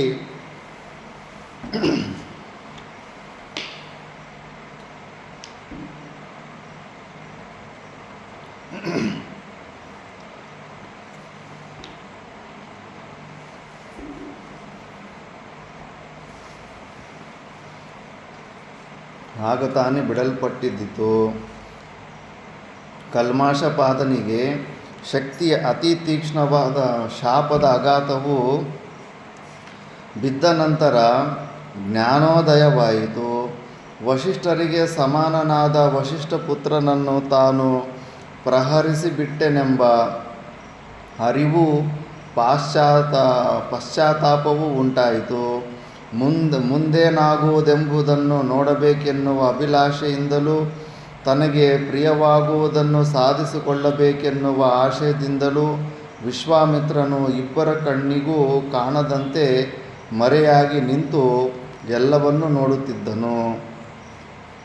ಶಕ್ತಿಯಿಂದ ಶಕ್ತನಾದ ಕಲ್ಮಾಷಪಾದನು ಅವನನ್ನು ಪ್ರಸನ್ನಗೊಳಿಸುವ ಸಲುವಾಗಿ ಬಹಳ ದೈನ್ಯದಿಂದ ತನ್ನ ಅಪರಾಧವನ್ನು ಕ್ಷಮಿಸಬೇಕೆಂದು ಪ್ರಾರ್ಥಿಸುತ್ತಾ ಶರಣಾಗತನಾದನು. ಮರೆಯಲ್ಲಿ ನಿಂತಿದ್ದ ವಿಶ್ವಾಮಿತ್ರನು ರಾಜನ ಬದಲಾದ ಮನೋಭಾವವನ್ನು ಗಮನಿಸಿದನು. ಇನ್ನು ಸ್ವಲ್ಪ ಹೊತ್ತಿನಲ್ಲಿಯೇ ಶಕ್ತಿಯು ಸಮಾಧಾನ ಹೊಂದುವನೆಂದು ವಿಶ್ವಾಮಿತ್ರನಿಗೆ ತೋರಿತು. ಹೀಗಾಗಕೂಡದೆಂಬುದು ವಿಶ್ವಾಮಿತ್ರನ ಇಚ್ಛೆಯಾಗಿತ್ತು. ಅವರಿಬ್ಬರು ಕಾಂಪ್ರಮೈಸ್ ಆಗಿಬಿಟ್ರೆ ಇವನಿಗೆ ಜಾಗನೇ ಸಿಗಲ್ವಲ್ಲ, ಇವನು ಜಗಳ ಆಡಬೇಕು, ಅವನ ಶಕ್ತಿ ತೋರಿಸ್ಬೇಕಂತ ಕಾದುಕೊಂಡಿದ್ದಾನೆ ವಿಶ್ವಾಮಿತ್ರ. ಅವ್ರ ತಂದೆ ಮೇಲೆ ಇರೋ ಕೋಪ ಮಗನ ಮೇಲೆ ಕೂಡ ತೋರಿಸ್ಬೇಕಂತ ನೋಡ್ತಾ ಇದ್ದಾನೆ. ದ್ವೇಷ ಇದ್ದರೆ ಹಂಗೆ ಕೆರಡಿ ಹೋಗ್ತಾ ಇರುತ್ತೆ. ತಪ್ಪುಗಳು ಹುಡುಕೊಂಡು ಹೋಗ್ತಾ ಇರ್ತಾರೆ. ಆ ವ್ಯಕ್ತಿಗಳ ಮೇಲೆ ನಿಂದೆ ಮಾಡೋದು, ಅವ್ರು ಮಾಡೋ ತಪ್ಪು ಕೆಲಸಗಳನ್ನು ಎತ್ತೆತ್ತಿ ತೋರಿಸೋದು, ಇವೆಲ್ಲ ದ್ವೇಷವೇ ಕಾರಣ. ದ್ವೇಷದಿಂದನೇ ಕಾಣಿಸ್ತಾ ಇರುತ್ತೆ. ಆ ವ್ಯಕ್ತಿ ಮೇಲೆ ಎಷ್ಟು ದ್ವೇಷ ಇದೆ ಅನ್ನೋದಕ್ಕೆ ಆ ವ್ಯಕ್ತಿ ಮೇಲೆ ಇವನೇಲೋ ಚಾಡಿಗಳೇ ಕಾರಣ. ವಸಿಷ್ಠರಿಗೂ ಕಲ್ಮಾಷಪಾದನಿಗೂ ಪರಸ್ಪರವಾಗಿ ದ್ವೇಷ ಉಂಟಾಗುವಂತೆ ಮಾಡಿ ವಸಿಷ್ಠರ ಕ್ಷಮಾಗುಣವನ್ನು ಮುರಿಯಬೇಕೆಂಬುದು, ಕಲ್ಮಾಷಪಾದನನ್ನು ಶಿಷ್ಯನನ್ನಾಗಿ ಮಾಡಿಕೊಳ್ಳಬೇಕೆಂಬುದು ವಿಶ್ವಾಮಿತ್ರನ ಹವಣಿಕೆ. ವಿಶ್ವಾಮಿತ್ರನು ಒಡನೆಯೇ ತನ್ನ ಸಾಮರ್ಥ್ಯದಿಂದ ಕಿಂಕರನೆಂಬ ರಾಕ್ಷಸನನ್ನು ಆಹ್ವಾನಿಸಿ ಶಕ್ತಿಯ ಶಾಪದ ಪ್ರಭಾವವನ್ನು ಪಡೆದ ಕಲ್ಮಾಷಪಾದನೊಳಗೆ ಸೇರಿಕೊಳ್ಳುವಂತೆ ಆಜ್ಞಾಪಿಸಿದನು. ಅಂತೆಯೇ ಕಿಂಕರನು ವಿಶ್ವಾಮಿತ್ರನ ಆಜ್ಞೆಯಿಂದಲೂ ಶಕ್ತಿಯ ಶಾಪದ ಪ್ರಭಾವದಿಂದಲೂ ಕಲ್ಮಾಷಪಾದನೊಳಗೆ ಸೇರಿಕೊಂಡನು. ಕಲ್ಮಾಷಪಾದನನ್ನು ರಾಕ್ಷಸನು ಆವರಿಸಿಕೊಂಡನೆಂಬುದನ್ನು ತಿಳಿದ ತನ್ನ ಕಾರ್ಯವು ಮುಗಿಯಿತೆಂದು ಭಾವಿಸಿ ವಿಶ್ವಾಮಿತ್ರನು ಆ ಅರಣ್ಯ ಪ್ರದೇಶವನ್ನು ಬಿಟ್ಟು ಹೊರಟು ಹೋದನು. ಕಿಂಕರನು ಪ್ರವೇಶಿಸಿದ ಮರುಕ್ಷಣದಲ್ಲಿಯೇ ಕಲ್ಮಾಷಪಾದನು ಕಿಂಕರ ರಾಕ್ಷಸನಿಂದ ಬಹುವಾಗಿ ಪೀಡಿಸಲ್ಪಟ್ಟು ವಿಸ್ತೃತನಾಗಿ ಏನೇನು ನಡೆಯುತ್ತೆಂಬುದನ್ನೆಲ್ಲವನ್ನು ಮರೆತು ಬಿಟ್ಟನು. ಅದೇ ವೇಳೆಯಲ್ಲಿ ಹಸಿವು ಬಾಯಾರಿಕೆಗಳಿಂದ ಕೂಡಿದ್ದ ಬ್ರಾಹ್ಮಣನೊಬ್ಬನನ್ನು ರಾಜನ ಸಮೀಪಕ್ಕೆ ಬಂದು ಮಾಂಸಯುಕ್ತವಾದ ಭೋಜನವನ್ನು ಪ್ರಾರ್ಥಿಸಿದನು. ಕಲ್ಮಾಷಪಾದನು ಅವನನ್ನು ಅಲ್ಲಿಯೇ ನಿಲ್ಲುವಂತೆಯೂ ತಾನು ನಗರಕ್ಕೆ ಹಿಂದಿರುಗಿದ ನಂತರ ಅವನು ಇಚ್ಛಿಸಿದ ಆಹಾರವನ್ನು ಒದಗಿಸುವುದಾಗಿಯೂ ಬ್ರಾಹ್ಮಣನಿಗೆ ಹೇಳಿ ಹೊರಟು ಹೋದನು. ರಾಜನ ಮಾತಿನಂತೆ ಆಹಾರಾಪೇಕ್ಷೆಯಿಂದ ಬ್ರಾಹ್ಮಣನನ್ನು ಅಲ್ಲಿಯೇ ನಿಂತನು. ಕಲ್ಮಾಷಪಾದನು ಸ್ವಲ್ಪ ಹೊತ್ತು ಮನಬಂದಂತೆ ಅಲ್ಲಲ್ಲಿ ತಿರುಗುತ್ತಿದ್ದು ಕಡೆಗೆ ಅರಮನೆಯನ್ನು ಅಂತಃಪುರವನ್ನು ಸೇರಿದನು. ಅವನಿಗೆ ಬ್ರಾಹ್ಮಣನ ಸ್ಮರಣೆಯೇ ಬರಲಿಲ್ಲ. ಅರ್ಧರಾತ್ರಿಯಲ್ಲಿ ರಾಜನು ಇದ್ದಕ್ಕಿದ್ದಂತೆಯೇ ಎಚ್ಚುತ್ತಾ ಬ್ರಾಹ್ಮಣನನ್ನು ಸ್ಮರಿಸಿಕೊಂಡನು. ಅವನಿಗೆ ಆಹಾರವನ್ನು ಕೊಡುವೆನೆಂದು ಹೇಳಿದುದು ನೆನಪಾಯಿತು. ಒಡನೆಯೇ ಅಡಿಗೆಯವರನ್ನು ಕರೆದು ಕೂಡಲೇ ಅರಣ್ಯಕ್ಕೆ ಹೋಗುವಂತೆಯೂ ಅಲ್ಲಿ ಆಹಾರಕ್ಕಾಗಿ ಕಾದಿರುವ ಬ್ರಾಹ್ಮಣನಿಗೆ ಸಮಾಂಸ ಭೋಜನವನ್ನು ಮಾಡಿಸಿ ತೃಪ್ತಿಪಡಿಸಬೇಕೆಂದು ಆಜ್ಞಾಪಿಸಿದನು. ಆ ಹೊತ್ತಿನಲ್ಲಿ ಅಡಿಗೆಯವನಿಗೆ ಬ್ರಾಹ್ಮಣನು ತಿನ್ನಲು ಯೋಗ್ಯವಾದ ಮಾಂಸವು ಎಲ್ಲಿಯೂ ಸಿಕ್ಕಲಿಲ್ಲ. ಆ ವಿಷಯವನ್ನು ರಾಜನಿಗೆ ತಿಳಿಯಪಡಿಸಿದನು. ಒಳಗಡಗಿದ್ದ ಕಿಂಕರನ ಪ್ರಭಾವದಿಂದ ರಾಜನು ವಿವೇಕಶೂನ್ಯನಾಗಿ ಅಡಿಗೆಯವರನ್ನು ಗೆದರಿಸುತ್ತಾ ಹೇಳಿದನು. ಮಾಂಸವು ಸಿಕ್ಕಲಿಲ್ಲವೆಂದು ಹೇಳಲು ಬಂದೆಯಾ? ಬೇರ್ಯಾವ ಮಾಂಸವು ಸಿಕ್ಕದಿದ್ದರೆ ಮನುಷ್ಯ ಮಾಂಸವನ್ನೇ ಪಕ್ವ ಮಾಡಿ ಬ್ರಾಹ್ಮಣನಿಗೆ ಕೊಡು. ಬೇಗ ಹೊರಡು, ಪುನಃ ಇಲ್ಲಿ ನಿಲ್ಲಬೇಡ ಅಂತ ಹೇಳಿಬಿಡ್ತಾನೆ. ಅಡಿಗೆಯವನಿಗೆ ಪುನಃ ಮಾತನಾಡಲು ಅವಕಾಶವೇ ಆಗಲಿಲ್ಲ. ಮರಣದಂಡನೆಗೆ ಗುರಿಯಾದ ಅಪರಾಧಿಗಳು ಕೊಳೆಗಡುಕರಿಂದ ವಧಿಸಲ್ಪಡುವ ಸ್ಥಳಕ್ಕೆ ಒಡನೆಯೇ ಹೋಗಿ ನರಮಾಂಸವನ್ನು ತೆಗೆದುಕೊಂಡು ಬಂದನು. ಬ್ರಾಹ್ಮಣನಿಗೆ ನರಮಾಂಸದ ಭೋಜನವನ್ನು ತೆಗೆದುಕೊಂಡು ಹೋಗಬೇಕೆಂದು ರಾಜನೇ ಹೇಳಿದ್ದರಿಂದ ಅಡಿಗೆಯವನ ಮನಸ್ಸಿನಲ್ಲಿ ಅಕಾರ್ಯವನ್ನು ಮಾಡುತ್ತಿರುವನೆಂಬ ಭಯವಿರಲಿಲ್ಲ. ಯಥಾರೀತಿಯಲ್ಲಿ ಪರಿಶೋಧಿಸಿ ಪಕ್ವ ಮಾಡಿ ಅನ್ನದೊಡನೆ ಕೂಡಿಸಿಕೊಂಡು ಅರಣ್ಯದಲ್ಲಿ ಅನ್ನಕ್ಕಾಗಿ ಕಾಯುತ್ತಾ ಕುಳಿತಿದ್ದ ತಪಸ್ವಿಯಾದ ಬ್ರಾಹ್ಮಣನ ಸಮೀಪಕ್ಕೆ ಹೋದನು. ಬ್ರಾಹ್ಮಣನು ಹಸಿವಿನಿಂದ ಬಳಲಿದ್ದರೂ ಸೂದನು ತಂದ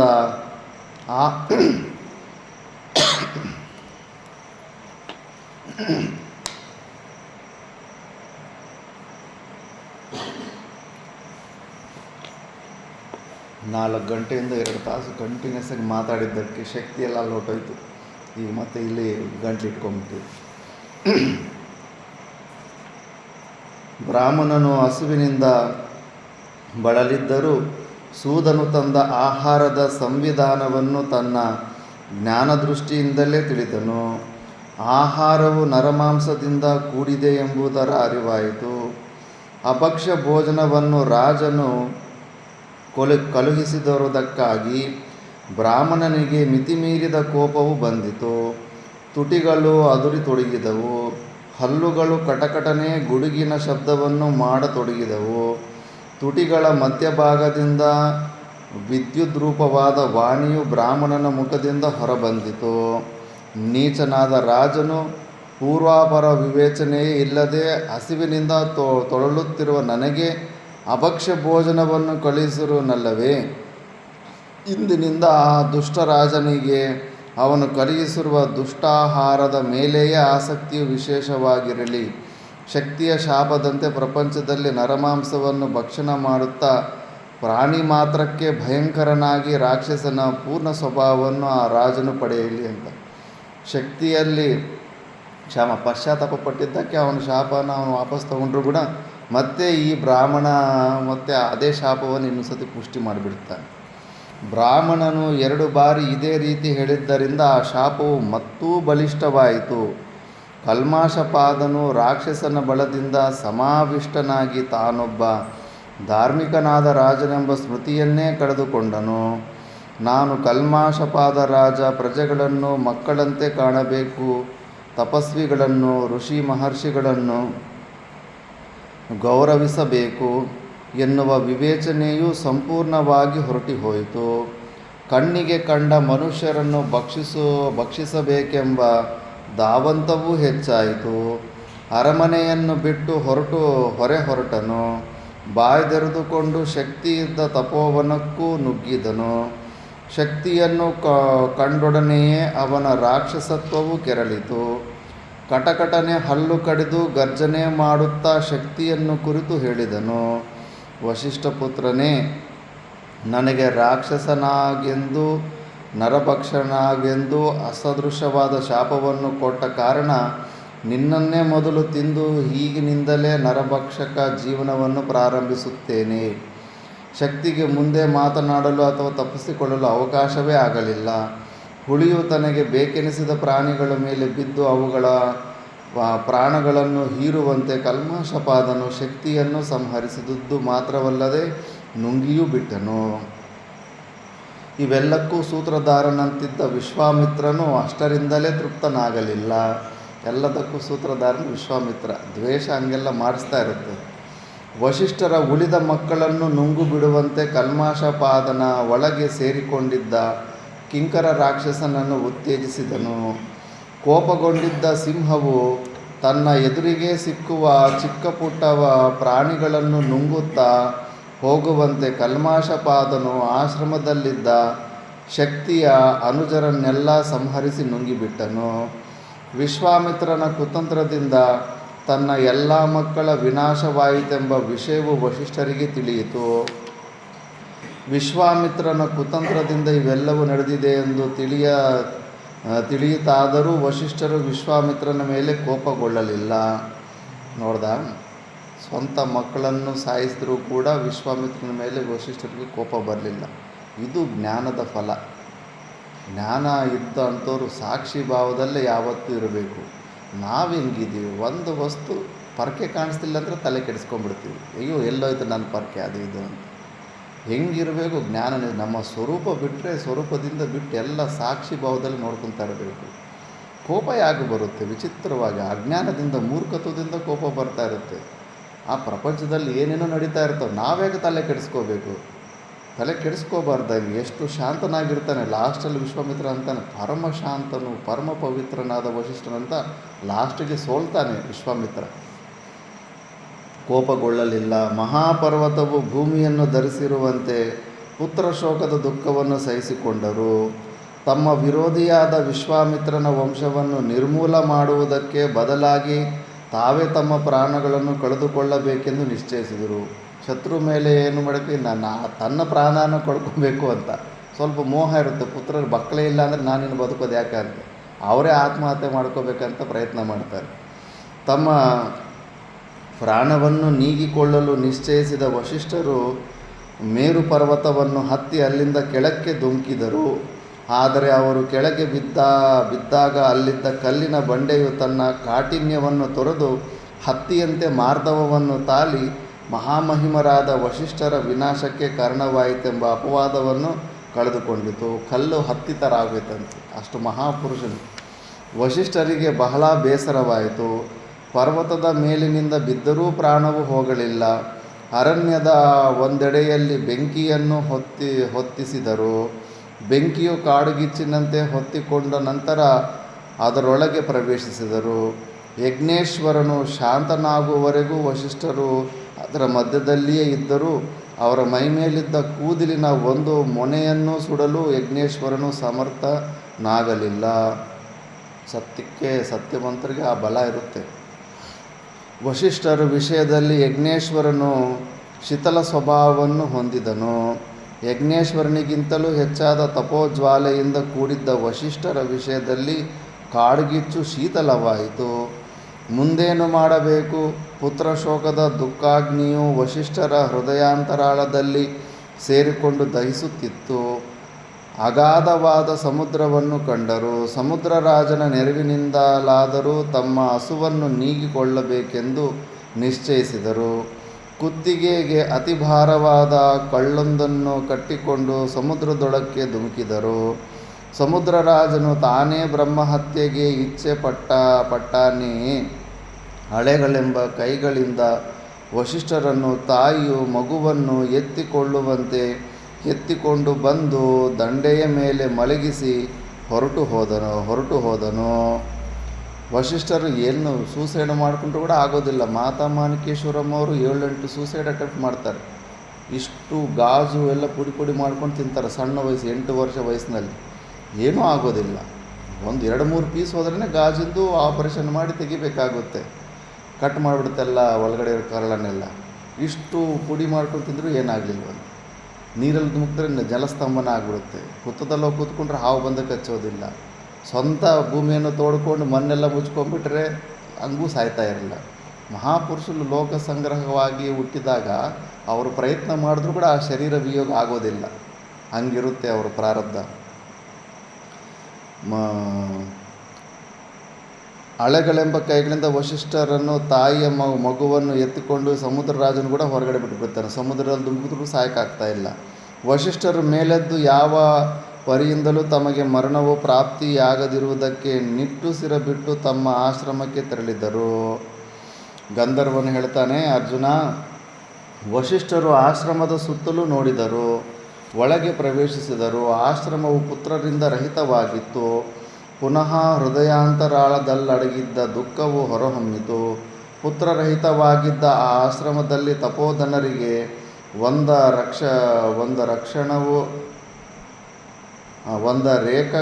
ರೇಕ್ಷಣವೂ ನಿಲ್ಲಲು ಸಾಧ್ಯವಾಗಲಿಲ್ಲ. ಮೋಹ ಅನ್ನೋದು, ಮಮಭಾವ ಅನ್ನೋದು ಇದರಿಂದ ಕೂಡ ನಾವು ತಿಳ್ಕೋಬೇಕು. ವಸಿಷ್ಠರಂಥ ಮಹಾಜ್ಞಾನಿಗಳಿಗೆ ಮಕ್ಕಳಿಲ್ಲ ಅಂದರೆ ಜೀವನನೇ ಬೇಡ ಅನ್ನಿಸ್ತಾ ಇದೆ. ಮತ್ತು ಅಷ್ಟೊಂದು ಮೋಹ ಅಂತ ಮಹಾಪುರುಷಗಿತ್ತಂದರೆ ನಮಗಿರೋದಿಲ್ವಾ? ಅದಕ್ಕೆ ಫಸ್ಟು ಮಮಭಾವದ ಬಗ್ಗೆ ಯೋಚನೆ ಮಾಡಿ. ಫಸ್ಟು ಅದನ್ನು ಗೆಲ್ಲಿ ಅದನ್ನು ದೂರ ಮಾಡಿಕೊಳ್ಳಿ, ಮತ್ತೆ ಅಹಂಭಾವನೆ ಶರೀರದಲ್ಲಿರೋ ತಾದಾತ್ಮ್ಯನ ತೆಕ್ಕೊಳ್ಳೋ ಪ್ರಯತ್ನ ಮಾಡಬೇಕು. ಫಸ್ಟು ಮಮಭಾವನೆ ಹೋಗಿಲ್ಲ, ಶರೀರದಲ್ಲಿರೋ ತಾದಾತ್ಮ್ಯನ ತೆಕ್ಕೊಳ್ಳೋ ಚೇಷ್ಟೆಗಳು ಮಾಡ್ತಾರೆ. ಹೆಂಗಾಗುತ್ತೆ ಅದು? ಅದಕ್ಕೆ ಇಲ್ಲಿ ಇದು ಕೂಡ ಒಂದು ದೃಷ್ಟಾಂತ. ನಾನೀ ದುಃಖವನ್ನು ಸಹಿಸಲಾರೆನು, ಬೇರೆಯವ ರೀತಿಯಿಂದಲಾದರೂ ನನ್ನ ಹಸುವನ್ನು ನೀಗಿಕೊಳ್ಳಲೇಬೇಕು ಎಂದು ಮನಸ್ಸಿನಲ್ಲಿಯೇ ಚಿಂತಿಸುತ್ತಾ ಹೊರಟು ಬಿಟ್ಟರು. ಅಲ್ಲಲ್ಲಿ ತಿರುಗಾಡುತ್ತಿದ್ದಾಗ ಪ್ರವಾಹಪೂರ್ಣವಾಗಿದ್ದ ನದಿಯೊಂದನ್ನು ಕಂಡರು. ಆ ನದಿಯು ದಂಡೆಗಳಲ್ಲಿದ್ದ ಮಹಾವೃಕ್ಷಗಳನ್ನು ಕೊಚ್ಚಿಕೊಂಡು ಹೋಗುತ್ತಿದ್ದವು.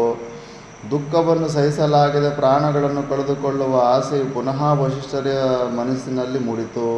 ಈ ನದಿಯ ನೀರಲ್ಲಾದರೂ ಬಿದ್ದು ಸಾಯುವೆನು ಎಂದು ನಿಶ್ಚಯಿಸಿದರು. ಒಡನೆಯೇ ಸಮೀಪದಲ್ಲಿದ್ದ ಬಳ್ಳಿಗಳಿಂದ ಶರೀರವನ್ನು ಬಲವಾಗಿ ಬಿಗಿದುಕೊಂಡು ಆ ಮಹಾಪ್ರವಾಹದಲ್ಲಿ ಧುಮುಕಿದರು. ಆಗಲೂ ವಶಿಷ್ಠರು ಆಶಿಸಿದಂತಾಗಲಿಲ್ಲ. ಪ್ರವಾಹದ ರಭಸದಿಂದ ವಶಿಷ್ಠರ ಮೇಲಿದ್ದ ಕಟ್ಟುಗಳೆಲ್ಲವೂ ಬಿಚ್ಚು ಹೋದವು. ಪ್ರವಾಹದ ಮೂಲಕವಾಗಿಯೇ ಆ ಮಹಾನದಿಯು ವಶಿಷ್ಠರನ್ನು ದಡಕ್ಕೊಯ್ದು ಬಿಟ್ಟಿತು. ಅಂದರೆ ಎಷ್ಟೆಲ್ಲ ಕೆಲಸ ಮಾಡ್ತಾಯಿದೆ ನೋಡು. ಅರ್ಥಮನರ್ಥಂ ಭಾವೇ ನಿತ್ಯಮ. ನಂದಿನಿ ಅನ್ನೋ ಒಂದು ಸಂಪತ್ತಿಯನ್ನು ಮನೆಯಲ್ಲಿ ಇಟ್ಕೊಂಡಿದ್ದಕ್ಕೆ ಇಷ್ಟು ತನ್ನ ಸಾವಿಗೆ ಬಂತು. ಅದಕ್ಕೆ ನಮ್ಮ ಹತ್ರ ಏನಾದರೂ ಇಟ್ಕೊಂಡ್ರೆ ನಮ್ಮ ಬೆನ್ನಿಂದ ಬೀಳ್ತಾ ಇರ್ತಾರಂತ. ಅದು ಏನು ಇಲ್ದಿರೋ ಪರಮ ವೈರಾಗ್ಯದಿಂದ ಇದ್ದಿದ್ದರೆ ಏನೂ ಸಮಸ್ಯೆ ಇರ್ತಾ ಇರಲಿಲ್ಲ. ಯಾರು ನಿನ್ನ ಹತ್ರ ಬರೋದಿಲ್ಲ, ನಿನ್ನ ತಂಟೆಗೆ ಬರೋದಿಲ್ಲ. ನಿನ್ನ ಹತ್ರ ಏನಾದರೂ ಬೆಳೆ ಬಾಳೋ ಅಂಥದ್ದಿದ್ರೆ ನಿನ್ನ ಬೆನ್ನಿಂದ ಬೀಳ್ತಾ ಇರ್ತಾರೆ. ವಶಿಷ್ಠರು ಮೇಲೆದ್ದು ತಮ್ಮ ಇಚ್ಛೆಯು ಪೂರ್ಣವಾಗಲಿಲ್ಲವೆಂದು ಬೇಸರಪಟ್ಟರೂ ತಮ್ಮ ಮೇಲಿದ್ದ ಕಟ್ಟುಗಳನ್ನು ಪ್ರವಾಹದ ರಭಸದಿಂದಲೇ ಕತ್ತರಿಸಿ ಹಾಕಿದ ನದಿಗೆ ವಿಪಾಶ ಎಂದೇ ಹೆಸರನ್ನಿಟ್ಟು ಮುಂದೆ ನಡೆದರು. ದುಃಖದಿಂದ ಪರಿತಪಿಸುತ್ತಿದ್ದ ವಶಿಷ್ಠರು ಒಂದೆಡೆಯಲ್ಲಿ ನಿಲ್ಲಲಾರದೆ ಪರ್ವತಗಳ ತಪ್ಪಲುಗಳಲ್ಲಿಯೂ ನದ ತಟಾಕಗಳ ದಂಡೆಗಳಲ್ಲಿಯೂ ಅಲೆದಾಡುತ್ತಿದ್ದರು. ಹೀಗೆ ತಿರುಗಾಡುತ್ತಿದ್ದಾಗ ಮೊಸಳೆಗಳಿಂದಲೂ ತಿಮಿಂಗಿಲಗಳಿಂದಲೂ ನಿಬಿಡವಾಗಿದ್ದ ಹೈಮವತಿ ಎಂಬ ನದಿಯನ್ನು ಕಂಡರು. ಈ ನದಿಯಲ್ಲಾದರೂ ಬಿದ್ದರೆ ಇಲ್ಲಿರುವ ಮೊಸಳೆ ತಿಮಿಂಗಿಲಗಳಾದರೂ ತಮ್ಮನ್ನು ನುಂಗು ಬಿಡಬಹುದೆಂಬ ವಶಿಷ್ಠರಿಗನಿಸಿತು. ಪ್ರಾಣವನ್ನು ಕಳೆದುಕೊಳ್ಳಬೇಕೆನ್ನುವ ಹಂಬಲವು ಪುನಃ ವಶಿಷ್ಠರ ಮನದಲ್ಲಿ ಮೂಡಿತು. ಒಡನೆಯೇ ನದಿಯೊಳಕ್ಕೆ ಧುಮುಕಿದರು. ನದಿಯ ಅಧಿದೇವತೆಯು ತನ್ನೊಳಗೆ ಬಿದ್ದವನು ಯಜ್ಞೇಶ್ವರನಿಗೆ ಸಮಾನನಾದ ಬ್ರಾಹ್ಮಣನೆಂದು ತಿಳಿದು ನೂರಾರು ಕವಳುಗಳಾಗಿ ಒಡೆದು ಛಿದ್ರವಾಗಿ ಹರಿಯತೊಡಗಿತು. ಅದರಿಂದಾಗಿ ವಶಿಷ್ಠರು ಬಿದ್ದ ಜಾಗದಲ್ಲಿ ನೀರೇ ಉಳಿಯಲಿಲ್ಲ. ಅಂದಿನಿಂದ ಆ ನದಿಗೆ ಶತದ್ರು ಎಂದೇ ಹೆಸರಾಯಿತು. ವಶಿಷ್ಠರು ನಿಟ್ಟುಸಿರು ಬಿಡುತ್ತಾ ಮೇಲೆದ್ದು, ನಾನು ನನ್ನ ಪ್ರಾಣಗಳನ್ನು ಕಳೆದುಕೊಳ್ಳಲು ಅಸಮರ್ಥನಾಗಿದ್ದೇನೆ ಎಂದೆನ್ನುತ್ತಾ ಪುನಃ ಆಶ್ರಮದ ಕಡೆಗೆ ತಮ್ಮ ಹೆಜ್ಜೆಗಳನ್ನು ತಿರುಗಿಸಿದರು. ಅನೇಕ ಗಿರಿ ಗುಹಾ ಪರ್ವತಗಳನ್ನು ದಾಟಿ ಅನೇಕ ದೇಶಗಳನ್ನು ಸುತ್ತಿ ಆಶ್ರಮದೆಡೆಗೆ ಬರುತ್ತಾ ಇದ್ದಾಗ ಶಕ್ತಿಯ ಧರ್ಮಪತ್ನಿಯಾದ ಅದೃಶ್ಯಂತಿಯು ಮಾವನವರಾದ ವಶಿಷ್ಠರನ್ನು ಹಿಂಬಾಲಿಸಿ ಬಂದಳು. ಅವಳು ಸಮೀಪಕ್ಕೆ ಬರುತ್ತಿದ್ದಂತೆಲ್ಲ ಷಡಂಗಯುಕ್ತವಾದ ವೇದಘೋಷವು ಕೇಳುತ್ತಿದ್ದಿತು. ಸುಮಧುರವಾದ ವೇದಘೋಷವನ್ನು ಕೇಳಿದ ವಶಿಷ್ಠರು ನನ್ನನ್ನು ಅನುಸರಿಸುತ್ತಿರುವವರ್ಯಾರು ಎಂದು ಮುಂದೆ ನಡೆಯುತ್ತಲೇ ಪ್ರಶ್ನಿಸಿದರು. ಸದಾ ತಪಶ್ಚರಣೆಯಲ್ಲಿಯೇ ನಿರತಲಾಗಿರುವ ಶಕ್ತಿ ಮಹರ್ಷಿಯ ಧರ್ಮಪತ್ನಿಯಾದ ಅದೃಶ್ಯಂತಿಯು ನಾನು. ಇದು ದುರ್ದೈವವಶದಿಂದ ನಿಸ್ಸಹಾಯಕಳಾಗಿದ್ದೇನೆ. ಸೊಸೆಯ ದೈನ್ಯವಾಣಿಯನ್ನು ವಶಿಷ್ಠರು ಕೇಳಿದರು. ಮಗಳೇ, ಶಕ್ತಿಯು ಹೇಳುತ್ತಿದ್ದಂತೆ ವೇದಾಂಗಗಳನ್ನು ಸುಸ್ಪಷ್ಟವಾಗಿ ಸುಮಧುರ ಕಂಠದಿಂದ ಹೇಳುತ್ತಿರುವವರ್ಯಾರು? ನಿಮ್ಮ ಮಗನಾದ ಶಕ್ತಿಯ ಶಿಶುವು ನನ್ನ ಉದರದಲ್ಲಿ ಬೆಳೆಯುತ್ತಿದೆ. ಕಳೆದ 12 ವರ್ಷಗಳಿಂದಲೂ ಶಿಶುವು ಗರ್ಭದಲ್ಲಿಯೇ ಅಡಗಿದೆ. ಈ ಶಿಶುವಿನ ಸುಮಧುರ ಸ್ವರವನ್ನೇ ನೀವೀಗ ಕೇಳುತ್ತಿರುವಿರಿ. ವಶಿಷ್ಠರಿಗೆ ಅದೃಶ್ಯಂತಿಯ ಮಾತುಗಳನ್ನು ಕೇಳಿ ಬಹಳ ಆನಂದವಾಯಿತು. ತಮ್ಮ ವಂಶದ ಉದ್ಧಾರಕ್ಕಾಗಿ ಶಿಶುವೊಂದು ಉಳಿದಿರುವುದಲ್ಲ ಎಂದು ಆನಂದ ಬಾಷ್ಪಗಳನ್ನು ಸುರಿಸಿದರು. ಆತ್ಮಹತ್ಯೆಯ ಮನೋಭಾವವನ್ನು ಸಂಪೂರ್ಣವಾಗಿ ತೊರೆದರು. ಅಕಳಂಕರಾದ ವಶಿಷ್ಠರು ತಮ್ಮ ಸೊಸೆಯೊಡನೆ ಸಂತಸದಿಂದ ಆಶ್ರಮದ ಎಡೆಗೆ ತೆರಳಿದರು. ಅರ್ಜುನ, ವಸಿಷ್ಠರು ಸೊಸೆಯೊಡನೆ ಆಶ್ರಮಕ್ಕೆ ಹಿಂದಿರುಗುತ್ತಿದ್ದಾಗ ಜನರಹಿತವಾದ ಅರಣ್ಯ ಪ್ರದೇಶದಲ್ಲಿ ಕಲ್ಮಾಷಪಾದನು ಕುಳಿತಿರುವುದನ್ನು ನೋಡಿದರು. ವಸಿಷ್ಠರನ್ನು ನೋಡಿದೊಡನೆಯೇ ಉಗ್ರನಾದ ಕಿಂಕರ ರಾಕ್ಷಸನಿಂದ ಆವಿಷ್ಟನಾಗಿದ್ದ ಕಲ್ಮಾಷಪಾದನು ಕತಿಗೊಂಡವನಾಗಿ ಮೇಲೆದ್ದು ವಸಿಷ್ಠರನ್ನು ತಿನ್ನುವ ಆಶಯದಿಂದಲೇ ಅವರ ಸಮೀಪಕ್ಕೆ ಆಗಮಿಸಿದನು. ಕ್ರೂರಕರ್ಮನಾದ ರಾಕ್ಷಸನನ್ನು ಕಂಡೊಡನೆಯೇ ವಸಿಷ್ಠರು ಹಿಂದೆ ನಡೆದು ಬರುತ್ತಿದ್ದ ಅದೃಶ್ಯಂತಿಯು ಭಯದಿಂದ ವಿಹ್ವಲವಾಗಿ ವಸಿಷ್ಠರನ್ನು ಕುರಿತು ಹೇಳಿದಳು. ಪೂಜ್ಯರೇ, ಉಗ್ರವಾದ ದಂಡದಿಂದ ಕೂಡಿರುವ ಮೃತ್ಯುವಿನಂತೆ ಈ ರಾಕ್ಷಸನು ಕೈಯಲ್ಲೊಂದು ದೊಡ್ಡದಾದ ಮರದ ರೆಂಬೆಯನ್ನು ಎತ್ತಿಕೊಂಡು ನಮ್ಮೆದುರಾಗಿಯೇ ಬರುತ್ತಿದ್ದಾನೆ. ಸರ್ವ ವೇದಗಳನ್ನು ತಿಳಿದಿರುವ ಮಹಾನುಭಾವರೇ, ನಿಮ್ಮೊಬ್ಬರನ್ನು ಬಿಟ್ಟರೆ ಈ ಪ್ರಪಂಚದಲ್ಲಿ ಬೇರೆ ಯಾರೂ ಈ ರಾಕ್ಷಸನ್ನು ಎದುರಿಸಿ ನಿಲ್ಲಲಾರರು. ಘೋರ ದರ್ಶನನಾದ ಪಾಪಿಷ್ಠನಾದ ಈ ರಾಕ್ಷಸನ ದರ್ಶನದಿಂದ ಬಹಳ ಭೀತಳಾಗಿರುವ ನನ್ನನ್ನು ಕಾಪಾಡಿರಿ. ಈ ರಾಕ್ಷಸನು ನಿಶ್ಚಯವಾಗಿಯೂ ನಮ್ಮಿಬ್ಬರನ್ನು ತಿನ್ನುವ ಆಶಯದಿಂದಲೇ ಬರುತ್ತಿದ್ದಾನೆ. ಹೆದರಬೇಡ ಮಗಳೇ, ಹೆದರಬೇಕಾದ ಕಾರಣವೂ ಇಲ್ಲ. ಈ ರಾಕ್ಷಸನಿಂದಂತೂ ಯಾವ ಭಯವೂ ಇರುವುದಿಲ್ಲ. ನಿನ್ನೆದುರಾಗಿ ನಿಂತಿರುವ ಯಾರನ್ನು ನೀನು ನೋಡುತ್ತಿರುವೆಯೋ ಇವನು ರಾಕ್ಷಸನೂ ಅಲ್ಲ. ಆದುದರಿಂದ ಇದು ರಾಕ್ಷಸನಿಂದ ಪ್ರಾಪ್ತವಾಗಿರುವ ಭಯವೂ ಅಲ್ಲ. ಸುಪ್ರಸಿದ್ಧನಾದ ಮತ್ತು ವೀರ್ಯವಂತನಾದ ಕಲ್ಮಾಷಪಾದನೆಂಬ ರಾಜನಿವನು. ಕಾರಣಾಂತರದಿಂದ ಭೀಕರವಾದ ಸ್ವರೂಪವನ್ನು ತಾಳಿ ಅರಣ್ಯದಲ್ಲಿ ವಾಸಿಸುತ್ತಿದ್ದಾನೆ. ಅರ್ಜುನ, ಮೇಲೆ ಬೀಳುವುದರಲ್ಲಿದ್ದ ಕಲ್ಮಾಷಪಾದನನ್ನು ಕಂಡು ಮಹಾ ತೇಜಸ್ವಿಗಳಾದ ಮಹರ್ಷಿಗಳು ಕೇವಲ ಹುಂಕಾರ ಮಾತ್ರದಿಂದಲೇ ಅವನ ಆರ್ಭಟವನ್ನು ಅಡಗಿಸಿ ಮಂತ್ರಪೂರ್ವಕವಾದ ನೀರಿನಿಂದ ರಾಜನನ್ನು ಸಂಪ್ರೋಕ್ಷಿಸಿ ತಮ್ಮ ಯೋಗವಿದ್ಯೆಯ ಪ್ರಭಾವದಿಂದ ರಾಜನನ್ನು ಘೋರವಾದ ಶಾಪದಿಂದಲೂ ವಿಮುಕ್ತನನ್ನಾಗಿ ಮಾಡಿದರು. ಅದು ಬ್ರಾಹ್ಮಣತ್ವದ ಶಕ್ತಿ ಹಂಗಿರುತ್ತೆ, ತಪಶ್ಶಕ್ತಿ. ಪರ್ವಕಾಲದಲ್ಲಿ ಸೂರ್ಯನು ರಾಹುವಿನಿಂದ ಗ್ರಸ್ತನಾಗುವಂತೆ 12 ವರ್ಷಗಳ ಕಾಲ ಕಲ್ಮಾಷಪಾದನು ವಾಸಿಷ್ಠನ ದಿವ್ಯ ತೇಜಸ್ಸಿನಿಂದ ಪ್ರಾದುರ್ಭೂತವಾದ ಶಾಪದಿಂದ ಗ್ರಸ್ತನಾಗಿದ್ದನು. ಮಂತ್ರಪೂತವಾದ ತೀರ್ಥದ ಪ್ರಭಾವದಿಂದ ವಿಶ್ವಾಮಿತ್ರ ಪ್ರೇಷಿತನಾದ ಕಿಂಕರನೂ ರಾಜನಲ್ಲಿ ಉಳಿದುಕೊಳ್ಳಲು ಸಾಧ್ಯವಾಗಲಿಲ್ಲ. ರಾಕ್ಷಸನಿಂದಲೂ ವಿಮುಕ್ತನಾದ ಕಲ್ಮಾಷಪಾದನು ಸೂರ್ಯನು ಕೆಂಪಾದ ಕಿರಣಗಳಿಂದ ಸಂಧ್ಯಾಕಾಲದಲ್ಲಿ ಮೋಡವನ್ನು ಬೆಳಗುವಂತೆ ತನ್ನ ದಿವ್ಯ ತೇಜಸ್ಸಿನಿಂದ ಮಹತ್ತರವಾದ ಅರಣ್ಯವನ್ನೇ ಬೆಳಗಿದನು. ತಾನ್ಯಾರು, ಎಲ್ಲಿದ್ದೇನೆ, ತನಗೆ ಈ ಅವಸ್ಥೆ ಏಕೆ ಉಂಟಾಗಿತ್ತು, ಇವೆಲ್ಲದರ ಸ್ಮರಣೆಯೂ ರಾಜನಿಗುಂಟಾಗಿ ತನ್ನ ಎದುರಿಗೆ ನಿಂತಿದ್ದ ವಸಿಷ್ಠರಿಗೆ ಸಾಷ್ಟಾಂಗ ಪ್ರಣಾಮ ಮಾಡಿ ಬದ್ಧಾಂಜಲಿಯಾಗಿ ನಿಂತು ಹೇಳಿದನು. ಮಹಾನುಭಾವರೇ, ನಾನು ತಮ್ಮ ಶಿಷ್ಯನಾದ ಅಂದರೆ ನಿಮ್ಮಿಂದ ಯಾಗ ಮಾಡಿಸಿಕೊಳ್ಳುವ ಸೌದಾಸನಾಗಿರುವೆನು. ಮುನಿಶ್ರೇಷ್ಠರೇ, ತಮಗೆ ಸಂತೋಷವನ್ನುಂಟು ಮಾಡಲು ಯಾವ ಕಾರ್ಯವನ್ನು ಬೇಕಾದರೂ ಮಾಡುವೆನು. ದಯೆಯಿಟ್ಟು ಆಜ್ಞೆ ಮಾಡಿರಿ. ಮಹಾರಾಜ, ಕಾಲಾನುಗುಣವಾಗಿ ಎಲ್ಲವೂ ನಡೆದಿದೆ. ನೀನು ರಾಜಧಾನಿಯನ್ನು ಸೇರಿ ಪ್ರಜೆಗಳನ್ನು ಧರ್ಮದಿಂದ ಪಾಲನೆ ಮಾಡು. ಆದರೆ ಒಂದು ವಿಷಯ ಮಾತ್ರ ನೆನಪಿನಲ್ಲಿರಲಿ. ಮುಂದೆ ಯಾವಾಗಲೂ ಯಾವ ಕಾರಣದಿಂದಲೂ ಬ್ರಾಹ್ಮಣನನ್ನು ಅವಮಾನಗೊಳಿಸಬೇಡ.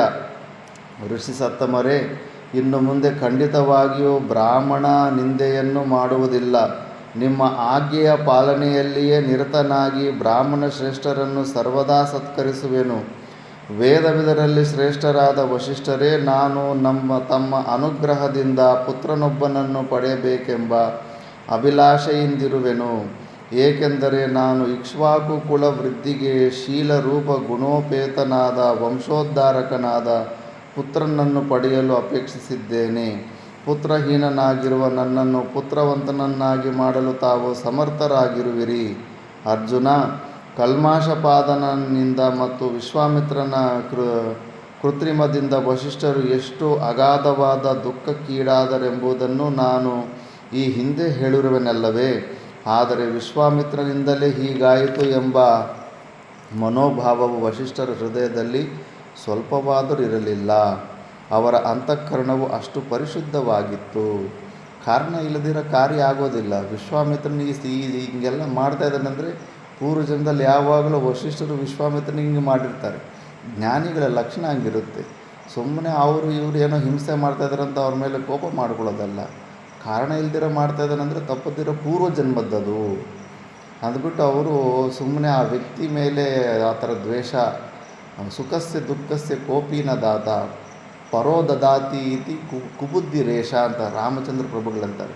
ಸುಖಕ್ಕೆ ದುಃಖಕ್ಕೆ ಇನ್ನೊಬ್ಬರು ಯಾರೂ ಕಾರಣ ಆಗೋದಿಲ್ಲ, ನಮ್ಮ ಸುಖಕ್ಕೆ ನಮ್ಮ ದುಃಖಕ್ಕೆ ನಾವೇ ಕಾರಣ. ಆ ವಿಷಯದಲ್ಲಿ ಆ ದುಃಖದ ನಿಮಿತ್ತವಾದಂಥ ವ್ಯಕ್ತಿಯನ್ನು ಯಾಕೆ ಕೋಪ ಮಾಡ್ಕೋಬೇಕು? ನಾವಂಥ ಪಾಪದ ಕರ್ಮಗಳು ಮಾಡಿದ್ದೀವಿ, ಅದು ವಾಪಸ್ ಅವನ ದ್ವಾರದಿಂದ ನಮಗೆ ದುಃಖ ಬರ್ತಾ ಇದೆ. ಈ ಸತ್ಯನ ತಿಳ್ಕೊಂಡ್ರೆ ತನ್ನ ಸ್ವರೂಪದಲ್ಲಿ ಶಾಂತನಾಗಿರ್ತಾನೆ, ಯಾರ ಮೇಲೇನೂ ಕೋಪ ಬರೋದಿಲ್ಲ. ಮತ್ತು ಅವರ ಅಂತಃಕರಣವು ಅಷ್ಟು ಪರಿಶುದ್ಧವಾಗಿದ್ದಿತು. ರಾಜನು ವಂಶೋದ್ಧಾರಕನಾದ ಮಗನೊಬ್ಬನನ್ನು ಪ್ರಾರ್ಥಿಸಿದೊಡನೆಯೇ ಸತ್ಯಸಂಧರಾದ ದ್ವಿಜಸತ್ತಮರಾದ ವಶಿಷ್ಠರು ಧನುರ್ಧರನಾದ ಕಲ್ಮಷಪಾದನಿಗೆ ಧನಾನಿ ನಿನಗೆ ಶೀಲ ಗುಣಸಂಪನ್ನನಾದ ಮಗನನ್ನು ಅನುಗ್ರಹಿಸುತ್ತೇನೆ ಎಂದು ಹೇಳಿಬಿಟ್ಟರು. ಯಥಾಯೋಗ್ಯವಾದ ಕಾಲದಲ್ಲಿ ವಶಿಷ್ಠರು ಕಲ್ಮಷಪಾದನೊಡನೆ ಲೋಕಪ್ರಸಿದ್ಧವಾದ ಅಯೋಧ್ಯ ನಗರಿಗೆ ಪ್ರಯಾಣ ಮಾಡಿದರು. ಅಯೋಧ್ಯೆಯ ನಾಗರಿಕರು 12 ವರ್ಷಗಳ ಕಾಲ ತಮ್ಮ ರಾಜನನ್ನು ಕಾಣದಿದ್ದುದರಿಂದ ಅವನನ್ನು ಅಮರಾವತಿಯಲ್ಲಿ ದೇವತೆಗಳು ಇಂದ್ರನನ್ನು ಸ್ವಾಗತಿಸುವಂತೆ ಮಹಾನಂದದಿಂದ ಸ್ವಾಗತಿಸಿದರು. ಅಯೋಧ್ಯ ನಗರವಾಸಿಗಳಿಗೆ ಪುರೋಹಿತ ಪುರಸ್ಸರನಾಗಿ ಬರುತ್ತಿದ್ದ ತಮ್ಮ ರಾಜನು ಬಾಲಸೂರ್ಯನಂತೆಯೇ ಕಂಡನು. ಸುಂದರ ಪುರುಷರಲ್ಲಿ ಶ್ರೇಷ್ಠನಾಗಿದ್ದ ರಾಜನು ಶರತ್ಕಾಲದ ಚಂದ್ರನಂತೆ ತನ್ನ ಸೌಂದರ್ಯಾತಿಶಯದಿಂದ ಅಯೋಧ್ಯ ನಗರಿಗರನ್ನು ಬೆಳಗಿದನು.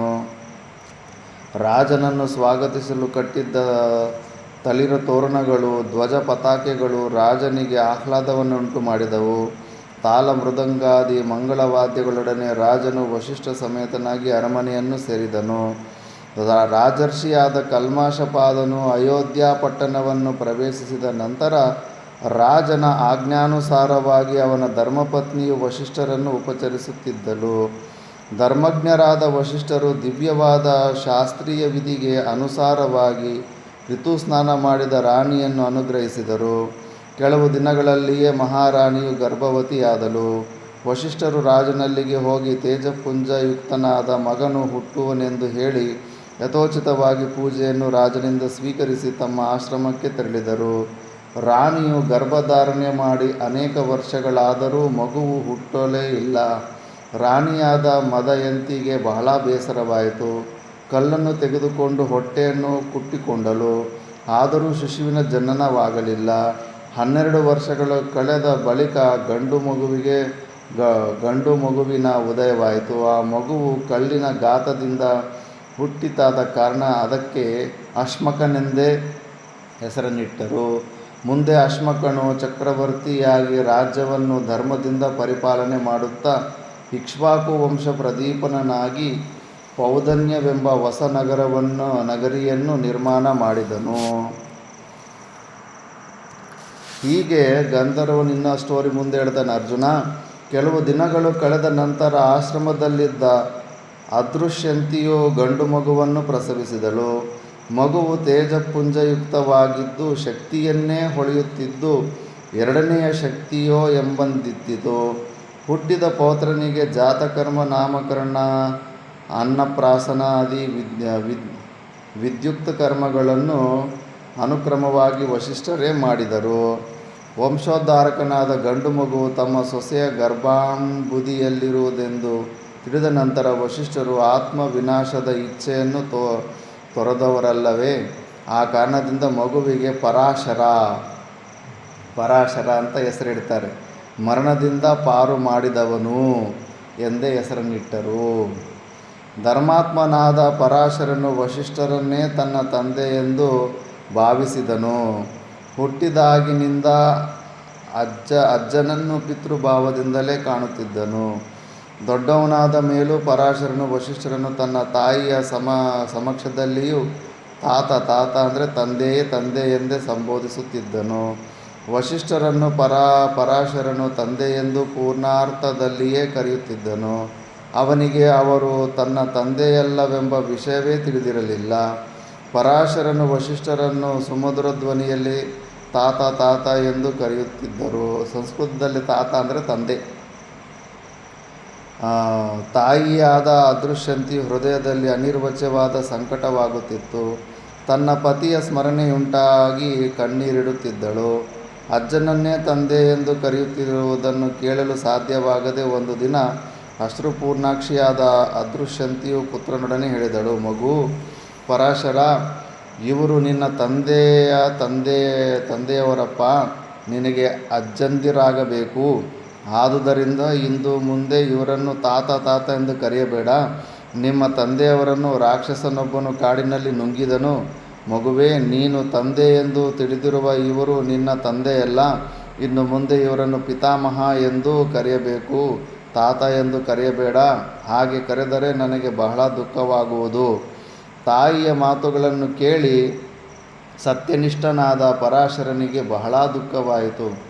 ನನ್ನ ತಂದೆಯನ್ನು ರಾಕ್ಷಸನೊಬ್ಬನು ನುಂಗಿಬಿಟ್ಟನೆ ಎಂದು ಹಲ್ಲು ಕಡಿದು ಹೇಳುತ್ತಾ ಗರ್ಜಿಸಿದನು. ಹಾಗಾದರೆ ಹಿಂದೆ ನಾನು ಇಲ್ಲಿಂದ ಹೊರಟು ಸರ್ವಲೋಕಗಳನ್ನು ವಿನಾಶ ಮಾಡುವೆನು ಅಂತ.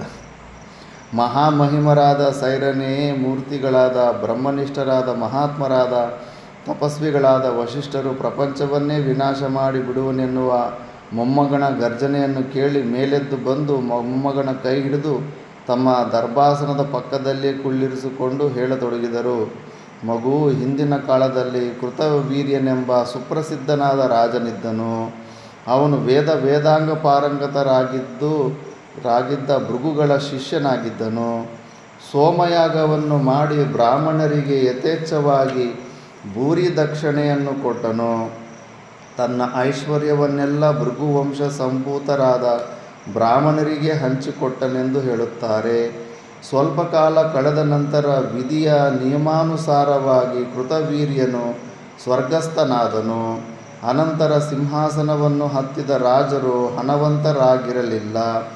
ಕೃತವೀರ್ಯನು ತನ್ನಲ್ಲಿದ್ದ ಐಶ್ವರ್ಯವನ್ನೆಲ್ಲ ಬ್ರಾಹ್ಮಣರಿಗೆ ಹಂಚಿಬಿಟ್ಟಿದ್ದನಲ್ಲವೇ. ಕೃತವೀರ್ಯನ ಪೀಳಿಗೆಯವರು ಹಣವನ್ನು ಹೇಗೆ ಪಡೆಯಬೇಕೆಂಬುದನ್ನು ಯೋಚಿಸತೊಡಗಿದರು. ಭಾರ್ಗವರಲ್ಲಿ ತಮ್ಮ ಐಶ್ವರ್ಯವೆಲ್ಲವೂ ಸೇರಿ ಹೋಗಿರುವುದೆಂಬ ವಿಷಯವು ಅವರಿಗೆ ತಿಳಿದಿತು. ಆ ರಾಜಕುಮಾರರು ಐಶ್ವರ್ಯ ಭಿಕ್ಷೆಗಾಗಿ ಬ್ರಾಹ್ಮಣರಲ್ಲಿಗೆ ಹೋದರು. ಅವರು ಬರುವ ಸುಳಿವನ್ನು ತಿಳಿದು ಕೆಲವರು ತಮ್ಮಲ್ಲಿದ್ದ ಐಶ್ವರ್ಯವನ್ನು ಭಯದಿಂದ ಭೂಮಿಯಲ್ಲಿ ಹೂತಿಟ್ಟರು. ಆಗಲಿಂದಲೇ ಭೂಮಿಯಲ್ಲಿ ಹೂತಿಟ್ಟೋ ಸಂಪ್ರದಾಯ ಇತ್ತು. ಕೆಲವರು ಕ್ಷತ್ರಿಯರು ತಮ್ಮಲ್ಲಿದ್ದ ಐಶ್ವರ್ಯವನ್ನು ಸುಲಿದುಕೊಂಡು ಹೋಗಿಬಿಡುವರೆಂಬ ಭಯದಿಂದ ಬೇರೆಯ ಬ್ರಾಹ್ಮಣರಿಗೆ ದಾನವಾಗಿ ಕೊಟ್ಟುಬಿಟ್ಟರು. ಒಬ್ಬಿಬ್ಬರು ಕೇಳಿದಷ್ಟು ಹಣವನ್ನು ಕ್ಷತ್ರಿಯರಿಗೆ ಕೊಟ್ಟಿದ್ದೂ ಉಂಟು. ಅಷ್ಟರಿಂದಲೇ ಕ್ಷತ್ರಿಯರಿಗೆ ತೃಪ್ತಿಯಾಗಲಿಲ್ಲ. ಬ್ರಾಹ್ಮಣರು ಐಶ್ವರ್ಯವನ್ನು ಭೂಮಿಯಲ್ಲಿ ಹೂತಿಟ್ಟಿರಬಹುದೆಂಬ ಸಂದೇಹದಿಂದ ಕ್ಷತ್ರಿಯನೊಬ್ಬನು ಬ್ರಾಹ್ಮಣನ ಮನೆಯ ಒಳಭಾಗದಲ್ಲಿ ಅಗೆದು ನೋಡಿದನು. ಅಲ್ಲಿ ಅವನಿಗೆ ಅಪಾರವಾದ ಐಶ್ವರ್ಯವು ಸಿಕ್ಕಿತು. ಭಯದಿಂದ ಶರಣಾಗತರಾಗಿ ಬಂದ ಬ್ರಾಹ್ಮಣರನ್ನು ಕ್ಷತ್ರಿಯರು ಬಹುವಾಗಿ ಅವಮಾನಿಸಿದರು. ಕ್ಷಮೆ ಬೇಡಿದರೂ ಆ ಕ್ಷತ್ರಿಯ ಕುಮಾರರು ಕೋಪವು ಶಾಂತವಾಗಲಿಲ್ಲ.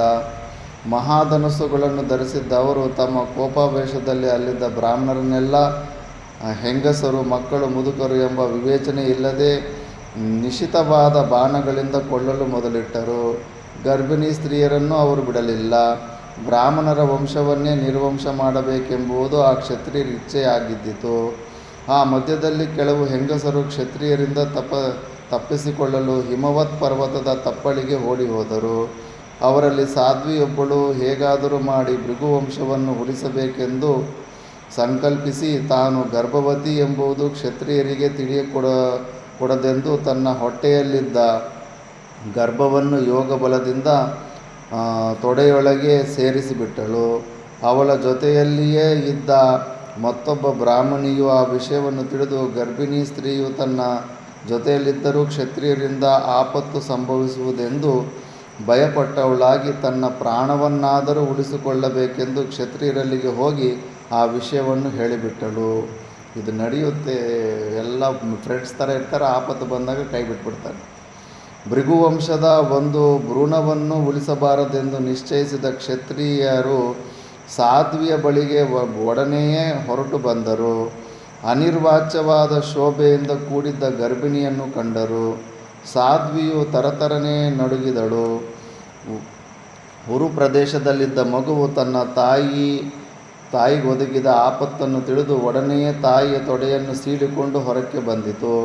ಕೆಳಕ್ಕೆ ಬಿದ್ದ ಮಗುವನ್ನು ನೋಡುತ್ತಲೇ ಸುತ್ತಲೂ ಇದ್ದ ಕ್ಷತ್ರಿಯರ ಕಣ್ಣುಗಳು ಕೋರೈಸಿ ಹೋದವು. ಸೂರ್ಯನು ನಡುನೆತ್ತಿಯ ಮೇಲೆ ಬಂದಾಗ ನೋಡಲು ಅಸಾಧ್ಯವಾದ ತೇಜಸ್ಸಿನಿಂದ ಕೂಡಿರುವಂತೆ ಅತಿಶಯವಾದ ತೇಜಸ್ಸಿನಿಂದ ಕೂಡಿದ್ದ ಮಗುವು ತನ್ನನ್ನು ನೋಡುತ್ತಿದ್ದ ಕ್ಷತ್ರಿಯ ಕಣ್ಣುಗಳನ್ನು ಇಂಗಿಸಿಬಿಟ್ಟಿತು. ಕಣ್ಣುಗಳನ್ನು ಕಳೆದುಕೊಂಡ ಕ್ಷತ್ರಿಯರು ಹಿಮಪರ್ವತದ ತಪ್ಪಲಿನಲ್ಲಿದ್ದ ಹಳ್ಳಕೊಳ್ಳಗಳಲ್ಲಿ ಬಿದ್ದು ದಿಕ್ಕುಗಾಣದೆ ಭ್ರಾಂತರಾದರು. ಅತ್ಯಂತ ದುಃಖಿತರಾಗಿ ಕಣ್ಣುಗಳನ್ನು ಪಡೆದುಕೊಳ್ಳುವ ಅಭಿಲಾಷೆಯಿಂದ ದೋಷರಹಿತಳಾದ ಆ ಸಾಧ್ವಿಯನ್ನೇ ಮೊರೆ ಹೋಗಲು ನಿಶ್ಚಯಿಸಿದರು. ಜ್ವಾಲೆಯಿಂದ ರಹಿತವಾದ ಅಗ್ನಿಯಂತೆ ಕಣ್ಣುಗಳನ್ನು ಕಳೆದುಕೊಂಡು ಪರಿತಪಿಸುತ್ತಿದ್ದ ಕ್ಷತ್ರಿಯರು ಅತ್ಯಂತ ವಿನೀತರಾಗಿ ಬದ್ಧಾಂಜಲಿಗಳಾಗಿ ಆ ಸಾಧ್ವಿಯನ್ನು ಪ್ರಾರ್ಥಿಸಿದರು.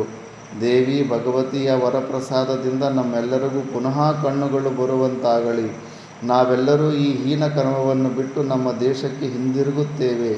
ಶುಭಾಂಗಿ, ಪುತ್ರವತಿಯಾಗಿರುವ ನೀನು ನಮ್ಮ ಮೇಲೆ ಕರುಣೆಯ ತೋರಲು ಸಮರ್ಥಳಾಗಿರುವೆ. ಪುನಃ ನಮ್ಮ ಕಣ್ಣುಗಳು ಕೊಡುವುದರ ಮೂಲಕ ನಮ್ಮೆಲ್ಲರನ್ನೂ ರಕ್ಷಿಸು ಮಹಾತಾಯೇ ಅಂತ ಇದು ಸ್ಟೋರಿ ಇದೆ. ಇನ್ನು ಈ ಸ್ಟೋರಿ ಕಂಟಿನ್ಯೂ ಆಗುತ್ತೆ, ಅದು ನಾವು ನೆಕ್ಸ್ಟ್ ಕ್ಲಾಸಲ್ಲಿ ನೋಡೋಣ. ಓಂ ಪೂರ್ಣಮದ ಪೂರ್ಣಮಿದಂ ಪೂರ್ಣಾತ್ ಪೂರ್ಣಮುದಚ್ಯತೆ ಪೂರ್ಣಸ್ಯ ಪೂರ್ಣಮಾದಾಯ ಪೂರ್ಣಮೇವಾವಶಿಷ್ಯತೆ. ಓಂ ಶಾಂತಿ ಶಾಂತಿ ಶಾಂತಿ.